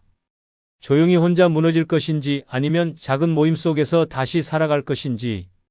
행복한 노년을 원한다면 지금 당장 나를 위한 작은 모임을 찾아야 합니다. 그것이 고독을 이기는 유일한 방법입니다. 다섯 번째, 행복한 노년을 위해 반드시 준비해야 할 것 중 하나는 낙상을 막는 실내 안전 환경입니다. 젊을 때는 대수롭지 않게 넘기던 작은 미끄러짐이 노년에는 생명을 위협하는 치명적인 사고로 이어집니다. 한 번의 낙상으로 뇌출혈, 골절, 평생 침대 신세로 전락하는 경우가 수없이 많습니다. 집은 안전해야 하지만 방심하면 가장 위험한 함정이 됩니다. 서울 동대문구의 80세 이은자 씨는 화장실 바닥에서 미끄러졌습니다. 잠깐 넘어졌을 뿐이라고 생각했지만 골반이 부러져 수술대에 올랐습니다. 수술비만 수백만 원이 들었고 재활 치료는 끝도 없었습니다. 무엇보다 그는 다시는 예전처럼 걸을 수 없게 됐습니다. 몇 초의 실수가 평생의 감옥으로 바뀐 것입니다. 자식들도 돌보지 못했고 요양병원으로 보내져 하루하루를 누워서만 살아야 했습니다. 안전 손잡이 하나, 미끄럼 방지 매트 하나가 없었던 것이 노후를 송두리째 앗아갔습니다. 반대로 경기도 성남에 사는 76세 최문호 씨는 미리 준비했습니다. 그는 집안 모든 구석을 안전하게 바꿔두었습니다. 화장실과 욕실에는 미끄럼 방지 타일을 깔고 계단과 거실에는 튼튼한 손잡이를 설치했습니다. 심지어 침대 옆에도 작은 손잡이를 붙였습니다. 주변 사람들은 괜히 돈 낭비한다고 비웃었지만 그는 개의치 않았습니다. 어느 날 밤 화장실에서 어지럼증으로 휘청거렸지만 벽에 달린 손잡이를 잡고 넘어지지 않았습니다. 작은 대비 하나가 큰 사고를 막은 순간이었습니다. 그는 웃으며 말했습니다. 이 손잡이들이 내 생명줄이다. 준비된 사람과 준비하지 않은 사람의 차이는 이렇게 극명합니다. 영국의 철학자 프랜시스 베이컨은 안전은 모든 번영의 기초다라고 했습니다. 이 말은 노년에 절대적으로 들어맞습니다. 아무리 돈이 많아도 건강을 지키려 아무리 애써도 집안이 위험하다면 모든 것이 한순간에 무너집니다. 낙상은 단순한 사고가 아니라 삶 전체를 송두리째 무너뜨리는 재앙입니다. 집은 쉼터가 아니라 지뢰밭이 될 수 있습니다. 전선이 아무렇게나 굴러다니고 카펫 끝이 들려있고 어두운 조명이 방치된 집. 이곳은 안전한 노후의 공간이 아니라 시한폭탄입니다.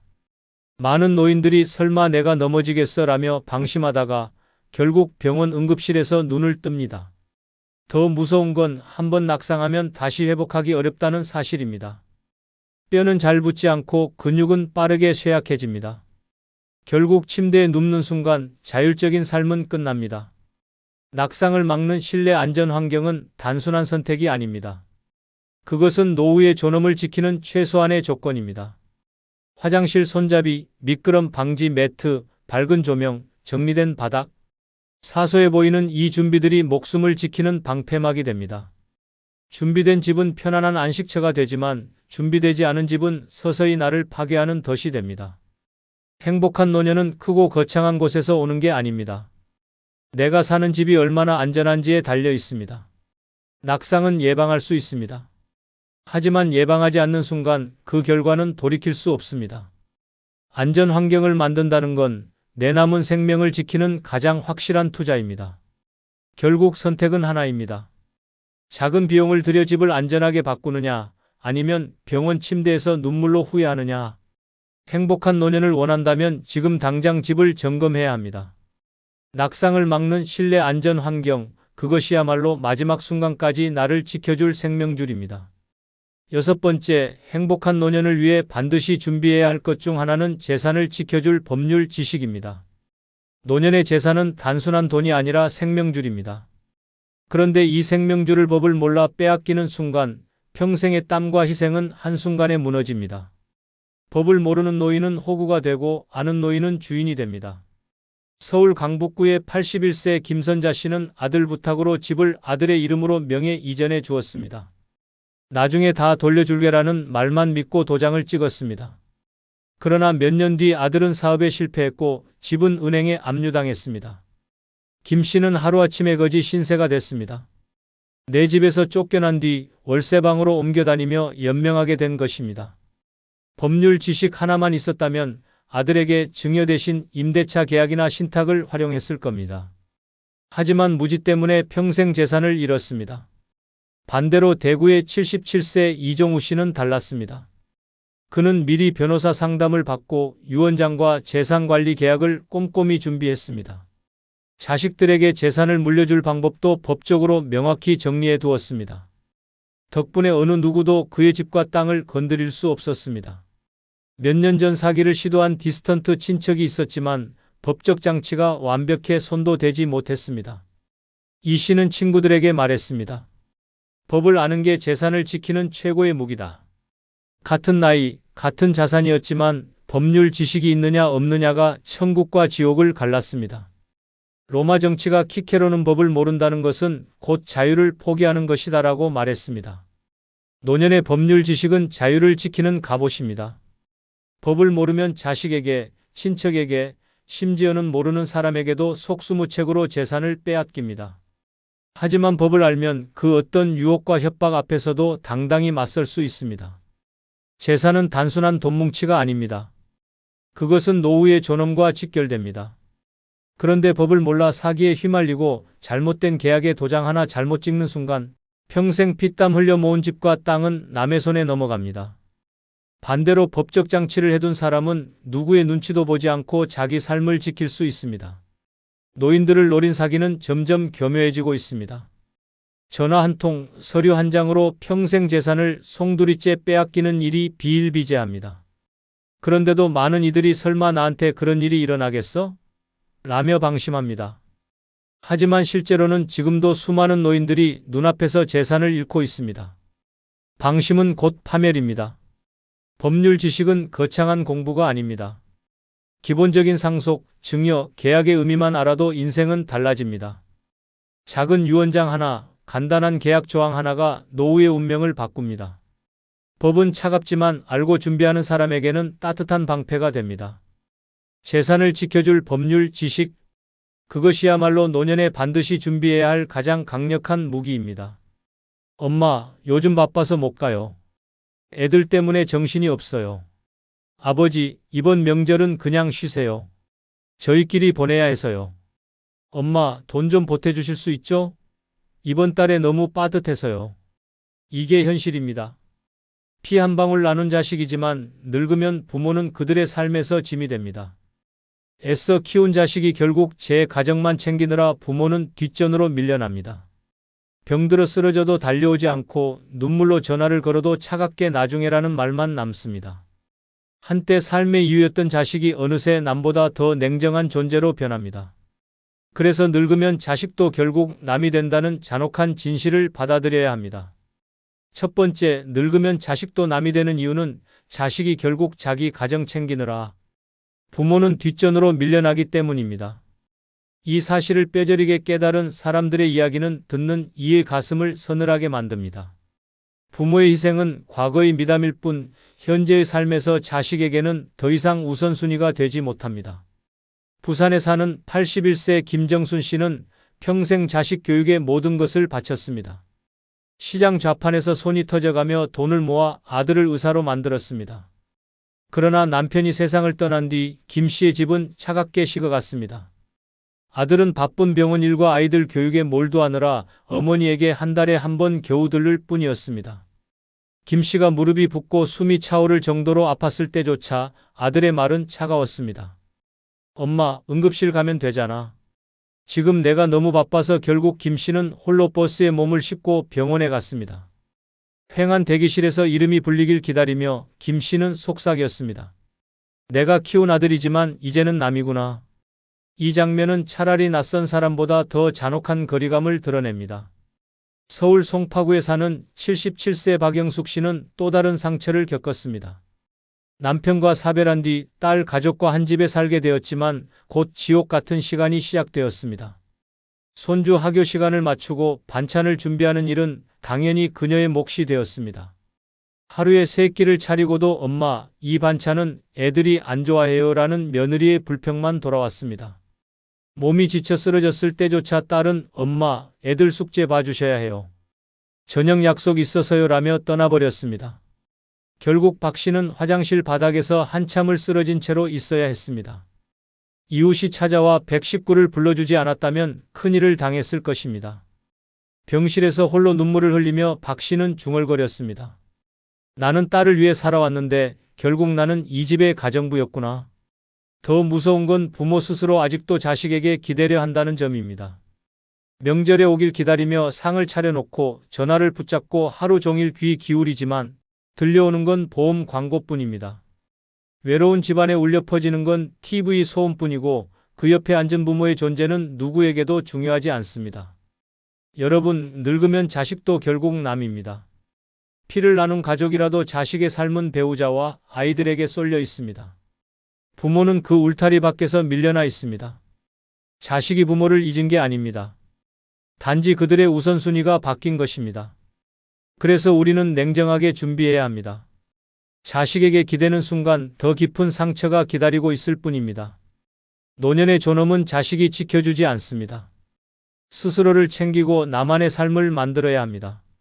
자식에게 모든 걸 걸었던 부모의 눈물이 남의 이야기가 되지 않게 지금이라도 마음을 바꿔야 합니다. 내 인생의 무게는 결국 내가 짊어진다는 진실을 외면하면 마지막 길은 너무나 쓸쓸해질 것입니다. 두 번째, 늙으면 자식도 남이 되는 이유 중 하나는 명절에도 잠깐 얼굴만 비추고 사라지기 때문입니다. 그 순간 부모는 처절하게 깨닫습니다.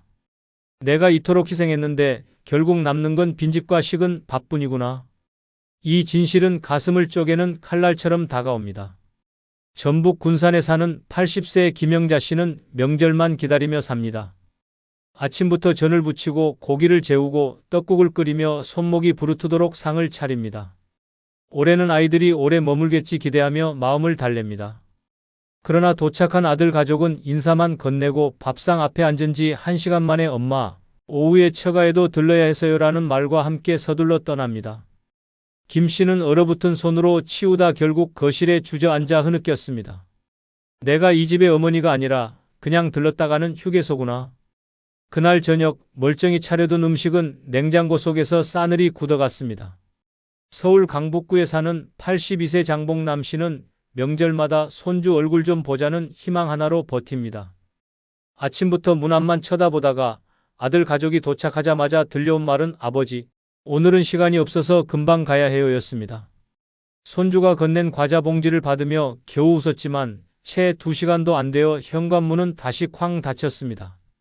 쓸쓸히 남은 장 씨는 숟가락도 들지 못한 채 텅 빈 집에서 멍하니 시계를 바라봤습니다.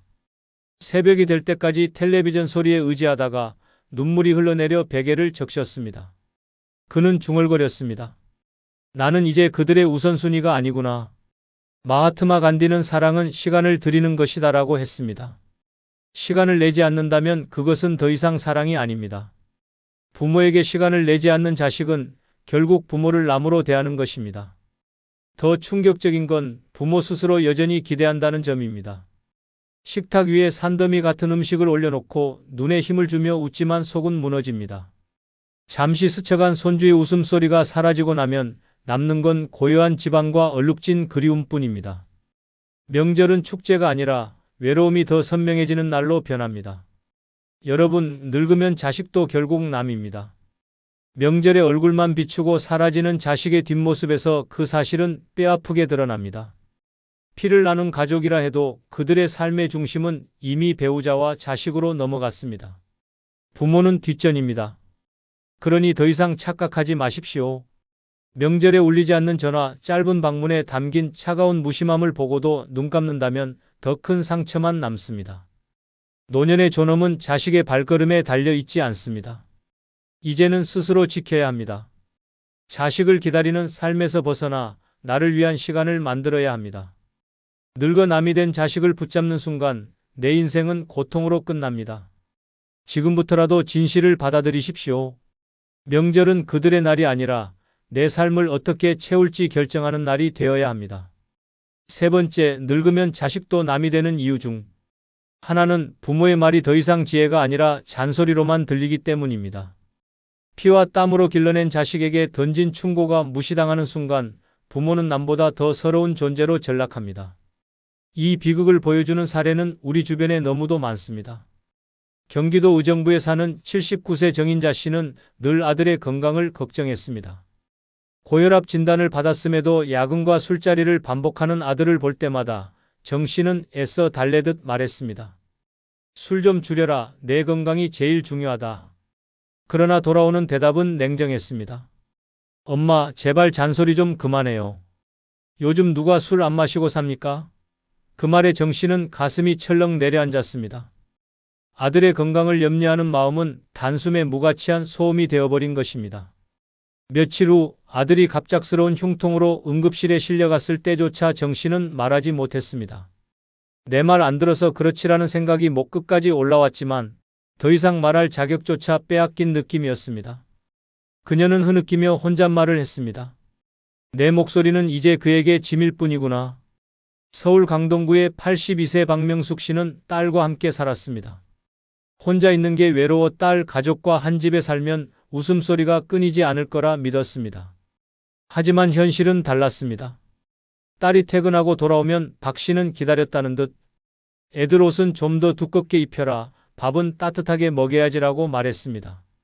그러나 딸은 얼굴을 찡그리며 쏘아 붙였습니다. 엄마, 그만 좀 하세요. 제가 애 키우는 거예요. 요즘 시대에 그런 방식 통하지도 않아요. 박 씨는 그 순간 가슴이 찢어지는 듯 했습니다. 평생 키우고 가르친 경험은 무시당하고 오히려 구식이라는 낙인만 찍혔습니다. 시간이 지나면서 박 씨는 입을 닫았습니다. 딸의 표정이 무서워 말 한마디 꺼내는 게 두려웠습니다. 결국 같은 집에 살면서도 대화는 사라지고 밥상 위엔 정막만 흘렀습니다. 박 씨는 속삭였습니다. 나는 이 집의 가족이 아니라 불편한 방해꾼일 뿐이구나. 이처럼 부모의 진심은 늙을수록 잔소리로 바뀝니다. 소크라테스는 말이란 마음의 거울이다라고 했습니다. 하지만 자식에게 부모의 말은 더 이상 거울이 아니라 귀찮은 메아리일 뿐입니다. 진심과 충고가 담긴 목소리는 세상과 단절된 낡은 소리로 치부됩니다. 더 비극적인 건 부모 스스로가 그걸 알면서도 멈추지 못한다는 점입니다. 사랑하니까, 걱정되니까, 마지막 남은 힘으로라도 말해주고 싶은데 돌아오는 건 날선 반응뿐입니다. 결국 부모는 입을 닫고 마음까지 닫습니다. 자식은 자유를 얻었다 착각하겠지만 그 순간 부모와 자식의 관계는 이미 멀어진 것입니다. 여러분, 늙으면 자식도 결국 남이 됩니다. 부모의 목소리를 잔소리라 치부하는 순간 가족은 더 이상 따뜻한 울타리가 아닙니다. 그저 불편한 동거일 뿐입니다. 부모가 하고 싶었던 말은 잔소리가 아니라 마지막 남은 사랑이었습니다. 그러나 그것조차 외면받는다면 노년은 처절한 침묵 속에서 끝나게 됩니다. 이제 우리는 진실을 마주해야 합니다. 자식은 부모의 말을 필요로 하지 않습니다. 오히려 귀찮아합니다. 그러니 늙은 부모가 할 수 있는 건 단 하나, 자식을 향한 기대를 내려놓고 나만의 목소리를 지키는 것입니다. 부모의 사랑이 잔소리로 전락하는 순간 자식은 이미 남이 되었음을 인정해야 합니다. 그래야만 남은 삶을 더 이상 상처받지 않고 살아갈 수 있습니다. 네 번째, 늙으면 자식도 남이 되는 이유 중 하나는 요양원. 문 앞에서 떠나가는 자식의 뒷모습이 부모의 마지막 기억이 될 수 있기 때문입니다. 그 순간은 칼날처럼 가슴을 찢고 평생 바친 사랑이 단숨에 무가치로 전락하는 처절한 장면입니다.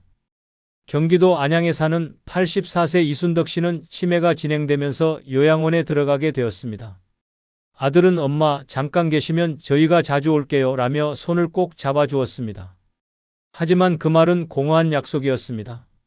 첫날은 눈물이 글썽한 채 손을 흔들며 돌아갔지만 두 번째 방문은 한 달 후, 세 번째는 석 달이 지나서였습니다. 그리고 점점 발걸음은 끊겼습니다.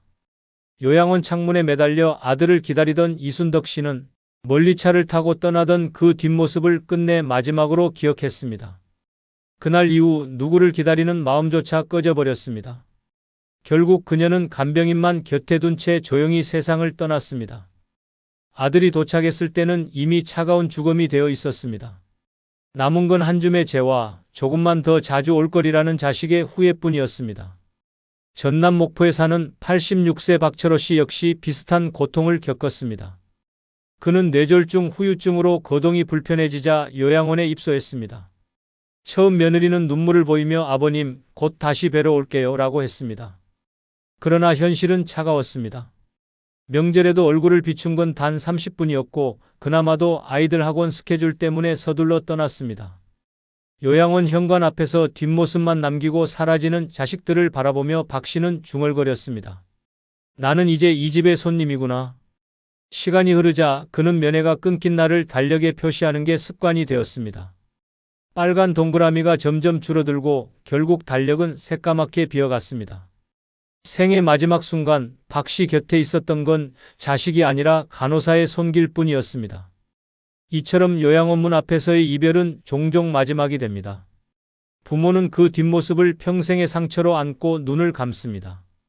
자식은 일이 바빠서 시간이 없어서라며 자기 삶을 핑계로 대지만 사실 부모를 뒷전으로 미룬 것뿐입니다.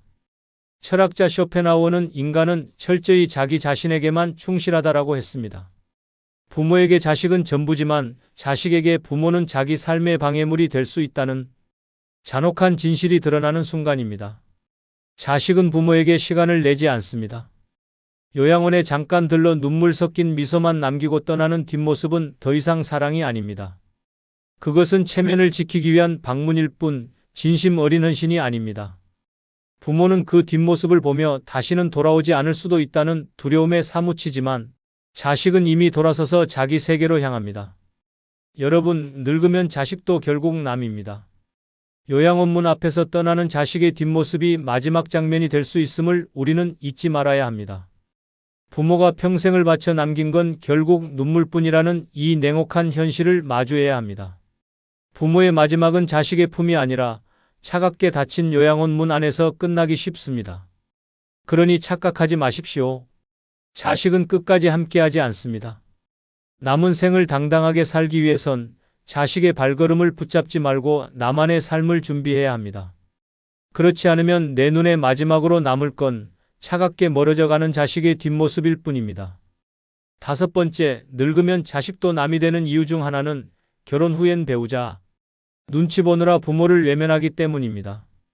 피를 나눈 자식이라 믿었지만 배우자의 한마디가 부모의 평생 희생보다 무겁게 작용하는 순간 부모는 낯선 손님으로 밀려납니다. 이 참혹한 현실을 보여주는 사례는 수없이 많습니다. 경기도 수원에 사는 81세 김정자 씨는 아들을 위해 평생을 바쳤습니다. 남편을 일찍 잃고 시장에서 장사하며 뒷바라지에 의사로 키웠습니다. 그러나 결혼 후 달라진 건 아들의 태도였습니다. 명절 때마다 찾아오던 아들은 결혼 3년 차부터는 아내가 처갓집 먼저 가자고 해서요 라며 미루기 일쑤였습니다. 김 씨가 병원에 입원했을 때도 아들은 하루 10분 얼굴만 비추고 급히 사라졌습니다. 며느리가 기다린다는 이유였습니다. 링거를 꽂은 채 아들의 뒷모습을 바라보던 김 씨는 눈물이 솟구쳤습니다. 내 피와 살을 쏟아 키웠는데 이제는 아내 눈치 때문에 나를 버리는구나. 그날 이후 김 씨는 아들을 부르지 않았습니다. 병실을 지킨 건 병원 간병인의 손길뿐이었습니다. 부산 해운대의 79세 오태식 씨 역시 같은 아픔을 겪었습니다. 오 씨는 작은 철물점을 운영하며 번 돈을 모아 아들에게 신혼집 전세를 마련해 주었습니다. 하지만 아들은 결혼 후 급격히 멀어졌습니다. 손주 돌잔치조차 초대받지 못했고 며느리의 차가운 말이 결정타가 되었습니다. 아버님이 자꾸 오시면 저희 생활에 방해가 돼요. 그 말을 옆에서 듣던 아들은 아무 말도 하지 않았습니다. 침묵이 곧 동의였습니다. 오 씨는 홀로 집으로 돌아오며 땅을 치듯 통곡했습니다. 내가 그렇게 키운 아들이 이제는 남편이자 아버지라는 이유로 내 편이 아니구나. 이후 그는 마을 경로당에서만 하루를 버티며 아들 집 근처를 일부러 피했습니다. 아들의 얼굴을 마주하는 게 더 고통이었기 때문입니다. 공자는 부모를 섬김의 공경이 우선이다라고 말했습니다. 그러나 현실의 자식들은 배우자의 눈치를 보느라 그 공경을 버립니다. 결혼 후 자식에게 부모는 삶의 중심이 아닙니다. 배우자와 아이가 1순위이고 부모는 언제든 뒷순위로 밀려납니다. 더 잔인한 건 부모 스스로 이 사실을 알면서도 자식을 기다린다는 점입니다. 전화를 걸어도 지금 아내랑 얘기 중이라라며 서둘러 끊고 집에 찾아와도 배우자의 눈치를 살피며 오래 머물지 않습니다. 부모의 집은 이제 편안한 고향이 아니라 배우자가 싫어하는 낯선 공간으로 변해버린 것입니다. 여러분, 늙으면 자식도 결국 남입니다. 결혼한 순간부터 자식의 삶은 배우자의 색깔로 물듭니다. 부모는 더 이상 절대적인 존재가 아닙니다. 배우자의 눈치를 보느라 부모를 외면하는 그 순간 부모와 자식 사이는 이미 남보다 더 멀어진 관계로 전락합니다. 부모의 희생이 아무리 컸어도 자식은 배우자의 눈빛 한 번에 등을 돌릴 수 있습니다. 그러니 우리는 착각해서는 안 됩니다. 자식에게 기대며 살려는 순간 더 큰 상처가 기다립니다. 노년의 존엄은 자식이 아니라 나 자신이 지켜야 합니다. 자식이 배우자에게 충성하듯 우리는 이제 나 자신에게 충실해야 합니다. 그것만이 남은 생을 당당하게 지키는 길입니다. 6번째, 늙으면 자식도 남이 되는 이유 중 하나는 부모의 희생을 당연한 것으로 여기기 때문입니다. 부모가 목숨 걸고 바친 세월은 자식의 눈에선 빛나는 헌신이 아니라 마땅한 의무로 변해버립니다. 이 잔인한 착각이 부모의 가슴을 가장 깊이 찌릅니다. 대구 달서구에 사는 82세 장영자 씨는 평생 식당 허드레질을 하며 번 돈으로 세 자녀를 대학에 보냈습니다. 새벽마다 새우젓 냄새를 뒤집어 쓰고 밤늦게 귀가하면서도 단 한 번도 자식에게 불평하지 않았습니다. 그러나 그녀가 병으로 쓰러져 병원에 입원했을 때 자식들의 말은 충격적이었습니다. 엄마, 우리가 얼마나 고생해서 지금 사는 줄 알아요? 엄마는 그때 당연히 우리 키워야 했잖아요. 장 씨는 눈을 감고 흐느꼈습니다. 평생을 바친 헌신이 고마움이 아니라 당연한 의무였다는 사실에 그 순간 자식이 남보다도 더 낯설게 느껴졌습니다. 결국 퇴원 후 그녀는 자식 집이 아닌 작은 원룸에서 혼자 살게 되었습니다. 그 외로움은 죽음보다 차가웠습니다. 전북 전주의 79세 이철수 씨는 건설 현장에서 허리가 휘도록 일하며 아들 집을 장만해 주었습니다. 땀에 젖은 도시락을 들고 하루하루를 버텼던 이유는 내 자식은 힘들지 않게 살게 하리라는 다짐 때문이었습니다. 그러나 은퇴 후 생활비가 부족해 아들에게 도움을 청했을 때 돌아온 대답은 가혹했습니다. 아버지가 집 사준 건 그때 당연한 거예요. 그게 부모 역할이잖아요. 이철수 씨는 차갑게 굳은 얼굴로 중얼거렸습니다. 내가 흘린 피와 땀이 다 당연한 거였다니 이후 그는 자식에게 더는 기대하지 않았습니다. 손주 돌잔치에도 불려가지 못했고 결국 쓸쓸히 경로당에서 하루하루를 버텨야 했습니다. 공자는 부모의 은혜는 하늘과 같아 갚을 수 없다고 말했습니다. 하지만 현대의 자식들은 그 은혜를 하늘이 아닌 공기처럼 여깁니다. 있으면 당연하고 없어도 불평하는 존재로 취급합니다. 마더 테레사는 사랑의 반대말은 증오가 아니라 무관심이다라고 했습니다. 바로 그 무관심이 부모의 희생을 당연한 것으로 만들고 결국 부모를 나무로 만드는 비극의 시작입니다. 더 무서운 건 부모 스스로도 이 현실을 알고 있다는 점입니다. 자식에게 희생을 당연히 제공하며 자신이 남은 생을 고통으로 마무리한다는 걸 알면서도 멈추지 못합니다. 그 사랑이 자식에게는 짐이 아니라 의무의 연장선으로만 남기 때문입니다. 결국 부모는 자신이 쏟은 모든 노력이 고마움이 아닌 기대치로만 돌아온다는 걸 늦게 깨닫습니다. 여러분, 늙으면 자식도 결국 남입니다. 부모의 희생은 그들에게 특별하지 않습니다. 당연히 해야 할 일로 치부되는 순간 부모는 더 이상 존경의 대상이 아니라 의무를 다한 뒤 버려져도 되는 존재가 됩니다. 그러니 착각하지 마십시오. 내가 흘린 눈물과 땀이 자식에게 영원히 기억될 것이라 믿는 건 환상입니다. 자식은 부모의 희생 위에 서 있지만 그 희생을 감사로 기억하지 않습니다. 당연함으로 외면할 뿐입니다. 늙은 부모가 지켜야 할 건 자식의 인정이 아니라 스스로의 존엄입니다. 희생을 내 인생의 결말로 남기지 말고 남은 생만큼은 나 자신에게 충실해야 합니다. 그렇지 않으면 내 삶의 마지막 장은 자식에게 당연이라는 말로 끝나버리고 말 것입니다. 전라북도 김제에 사는 박선희 씨는 이제 형제라는 단어만 들어도 가슴이 철렁 내려앉습니다. 이유는 유산 때문이었습니다. 어머니를 마지막까지 간병한 건 그녀였지만 상속 자리에서 동생이 서류를 내밀며 내 몫은 반드시 챙긴다라고 말한 순간 모든 게 무너졌습니다. 그날 이후 피부치라는 말은 그녀에게 아무 의미가 없어졌습니다. 혈육이라는 울타리는 사라지고 남보다 더 차갑고 서늘한 벽만 남았습니다. 오늘 영상은 바로 이런 상처를 겪은 분들에게 드리는 이야기입니다.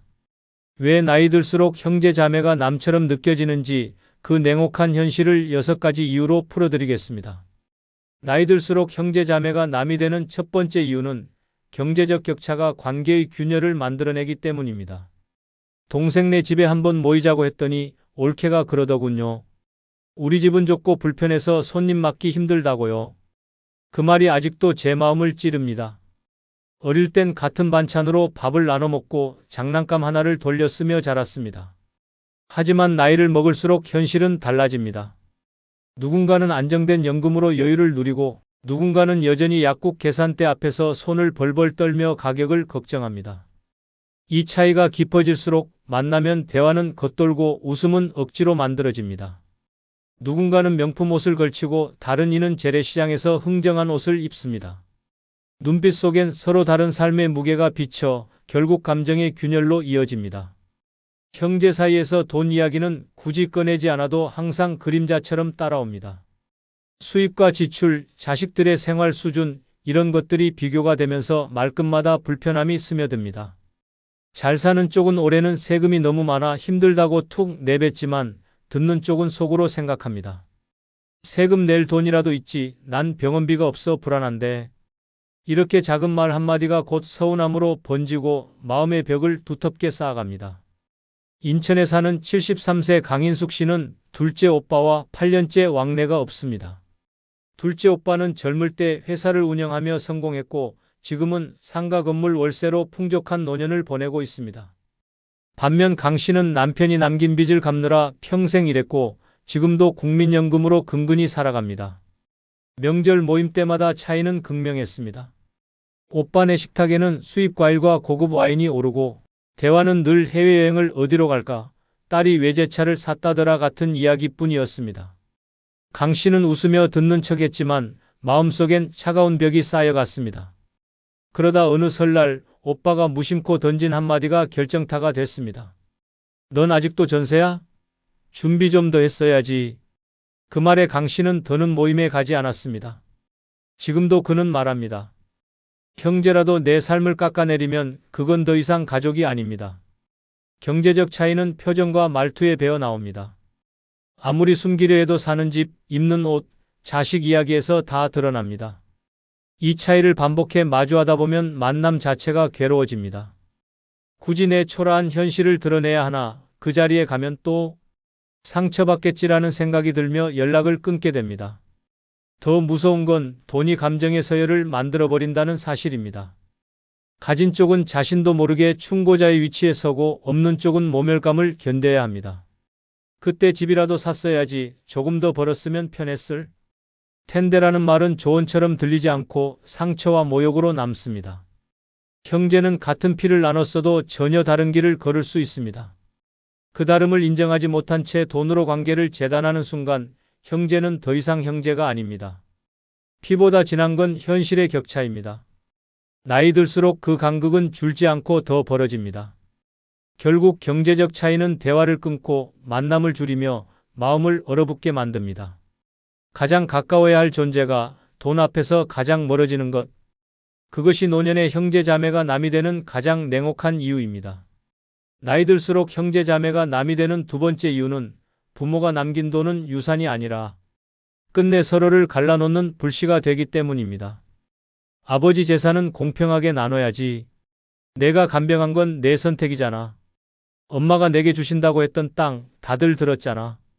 부모가 살아계실 때는 몰랐습니다. 설마 돈 때문에 평생의 정이 무너질 거라곤 상상조차 못했습니다. 하지만 부모가 세상을 떠나고 집 한 채와 예금 통장 하나가 남는 순간 형제는 가족이 아니라 이해관계자로 변해버립니다. 형제니까 똑같이 나누자는 말은 의외로 갈등의 시작입니다. 누군가는 내가 더 희생했는데 왜 똑같이 받냐고 억울해하고 다른 이는 법대로 하는 게 당연하다며 냉정해집니다. 특히 간병을 도맡은 사람은 배신감이 깊습니다. 오랜 세월 병원비를 감당하고 돌봄에 지친 그 희생을 다른 형제들은 인정하지 않습니다. 오히려 그건 내가 자식으로서 한도리일 뿐이라며 무시합니다. 정작 병원비 한 푼 보탠 적 없는 이들이 상속 이야기가 나오면 가장 먼저 목소리를 높입니다. 그 순간 남보다 더 지독한 다툼이 시작됩니다.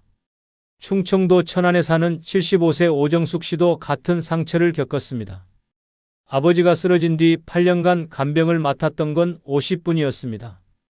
큰오빠와 작은오빠는 지방에 산다는 이유로 거의 찾아오지 않았고 모든 병원비와 생활비는 오 씨가 부담했습니다.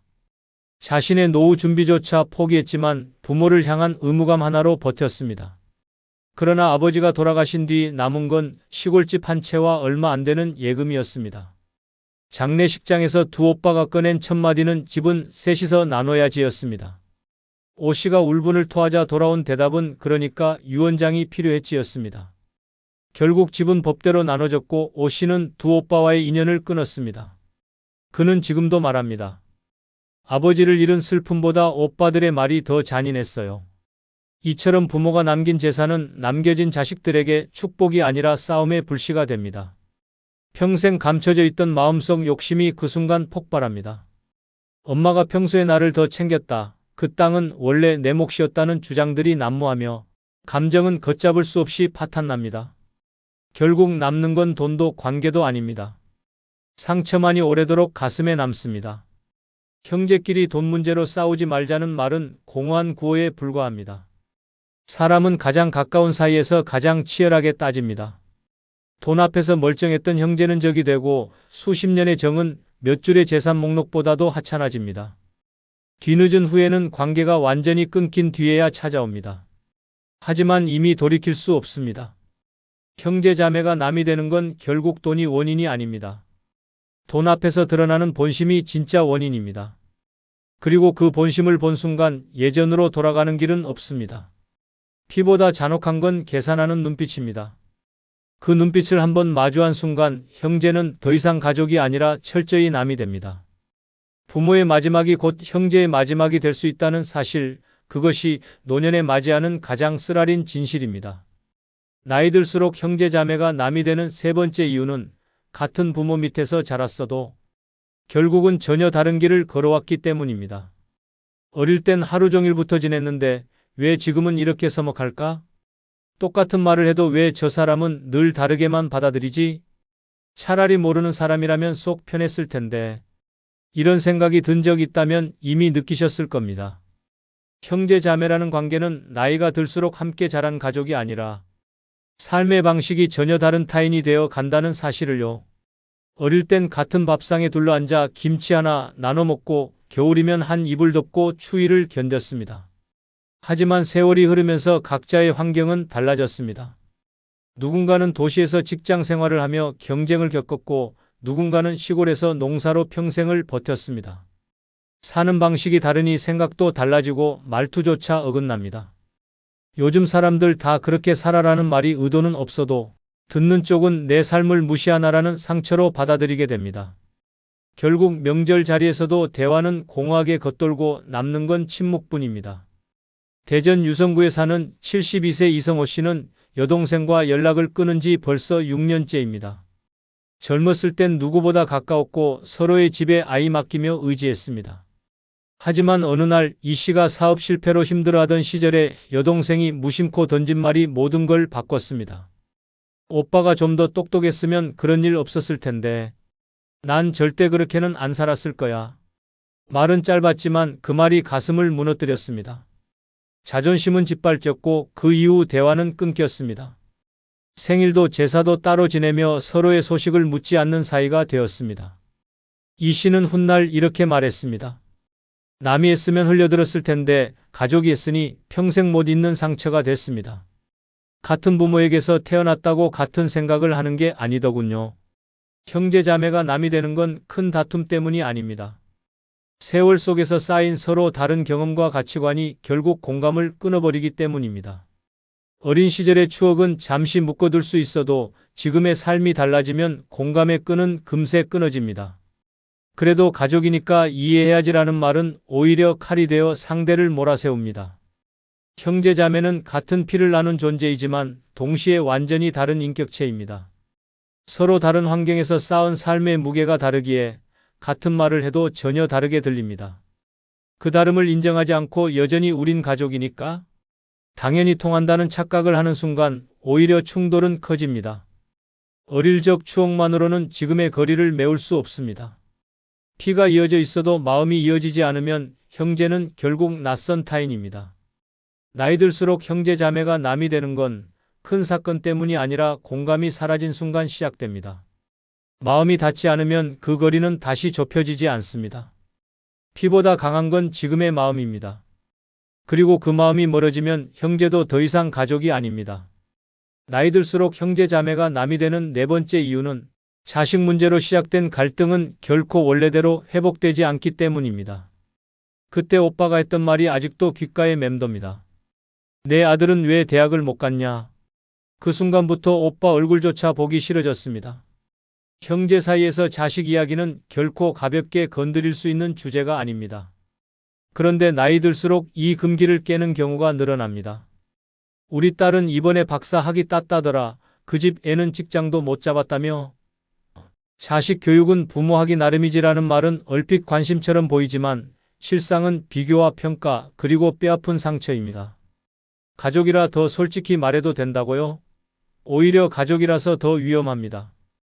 부모의 마음은 자식에겐 가장 민감하기에 그 부분을 건드리는 순간 감정은 걷잡을 수 없이 무너집니다. 심지어 칭찬도 불편하게 들릴 때가 많습니다. 조카는 참 똑똑하네. 내 딸은 효자야 같은 말도 상황에 따라선 상대방 가슴에 조용히 칼을 꽂습니다. 게다가 자식의 문제는 형제 간의 미묘한 위계를 만들어냅니다. 잘된 자식을 둔 형제는 은연중 우월감을 드러내고 어려움을 겪는 쪽은 자존심을 지키려다 더 위축됩니다. 만남은 불편해지고 대화는 줄어들며 결국 서로의 안부조차 멀리서만 전해 듣는 사이가 되어버립니다. 표정은 웃고 있어도 속은 골마갑니다. 이 감정은 언젠가 폭발하고 한번 멀어진 관계는 쉽게 돌아오지 않습니다.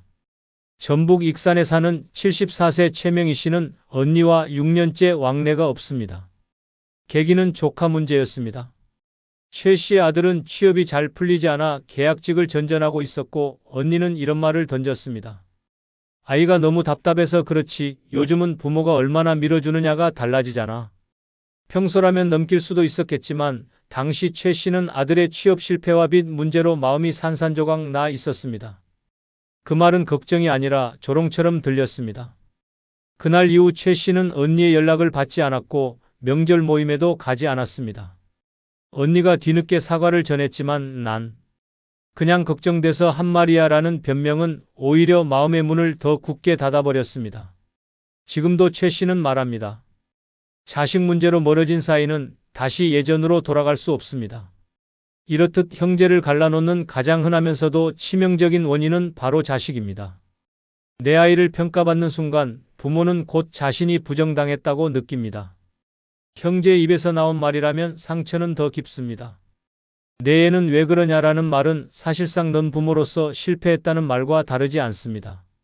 자식 문제는 각자만이 감당해온 고통과 사정이 담겨있는 영역입니다. 바깥에서 보기엔 단순한 충고일지 몰라도 부모에겐 자존심이고 삶의 이유입니다. 그 자존심을 무너뜨리는 말이 형제의 입에서 나온 순간 마음은 완전히 돌아섭니다. 이후 아무리 미안하다 말해도 그 문은 좀처럼 열리지 않습니다.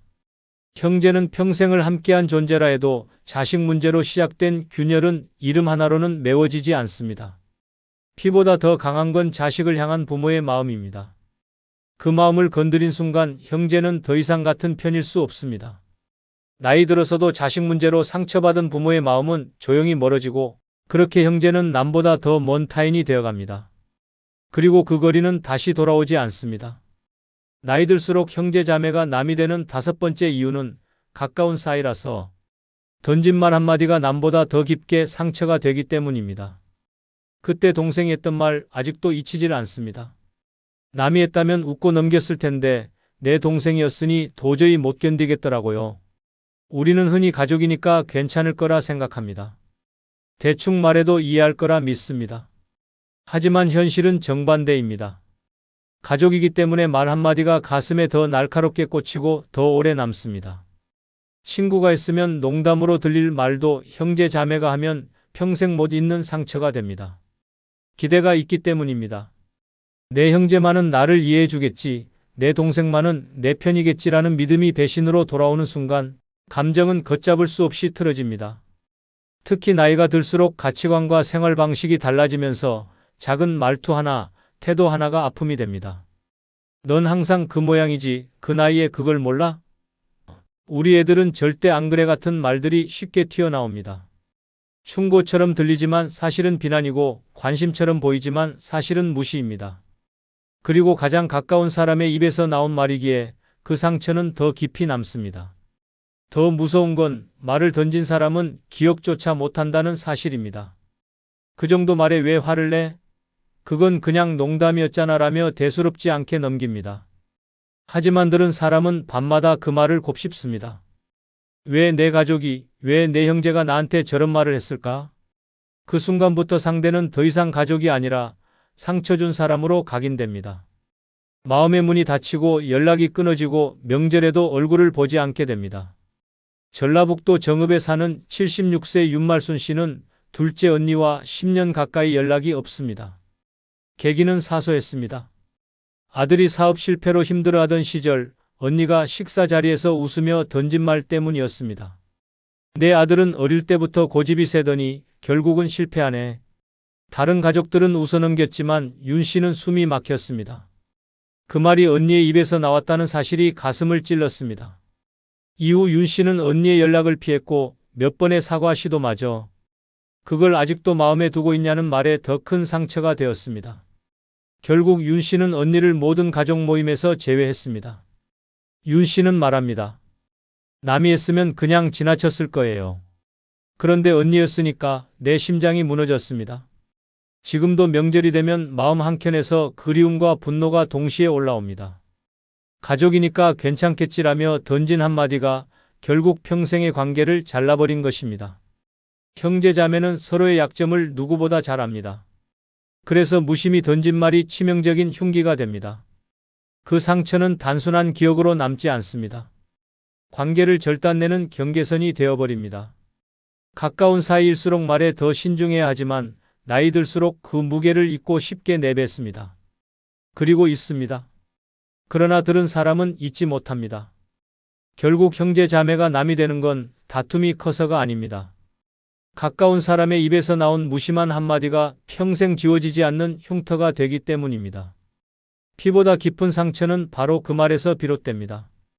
그리고 그 상처는 나이 들어서도 마음을 병들게 만듭니다.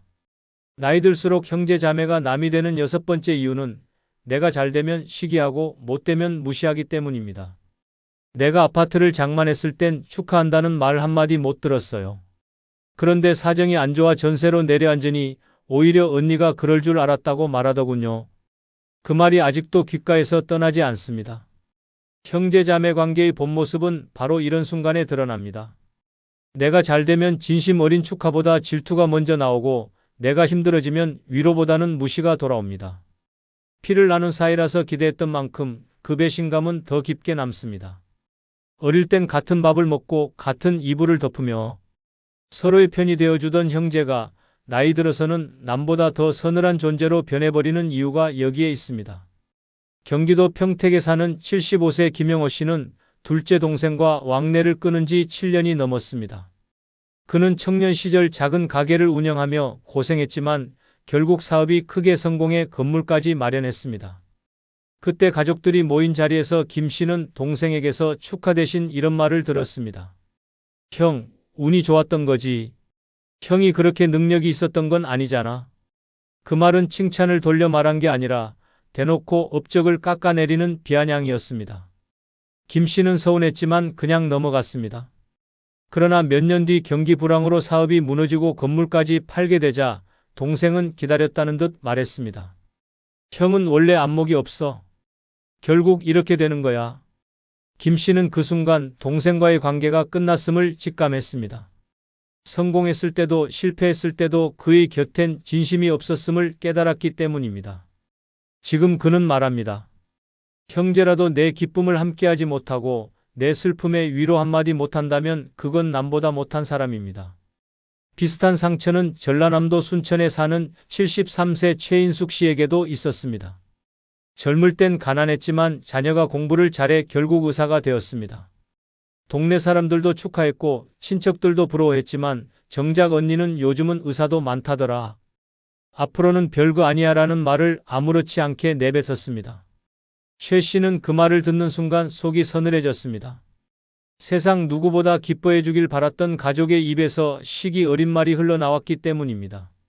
시간이 흘러 자녀가 외국으로 떠나고 홀로 지내며 외로움에 시달리던 어느 날, 최 씨는 다시 언니에게 마음을 열고 싶었습니다. 그러나 이번에는 반대로 무시가 돌아왔습니다. 너네가 멀리 있어서 그렇지 우리는 손주 덕에 매일 즐겁다는 언니의 말이 결정타가 되었습니다. 그날 이후 최 씨는 언니와 연락을 완전히 끊었습니다. 내가 잘 되면 질투하고 내가 힘들면 위로는커녕 무시하는데 어떻게 가족이라 부를 수 있겠냐고 말했습니다. 이렇듯 형제 자매는 남보다 더 솔직할 수 있다는 착각에 빠져 축하해야 할 때, 시기하고 위로해야 할 때 무시하는 말을 쉽게 던집니다. 하지만 가장 가까운 사이에서 받은 시기와 무시는 남이 한 것보다 훨씬 더 깊은 상처가 됩니다. 성공했을 때 질투에 찬 눈빛을 보면 그 순간부터 마음을 닫게 됩니다. 실패했을 때 무시 섞인 말을 들으면 다시는 그 사람 앞에서 속마음을 털어놓을 수 없습니다. 나이 들수록 형제 자매가 남이 되는 건 단순히 삶의 길이 달라져서가 아닙니다.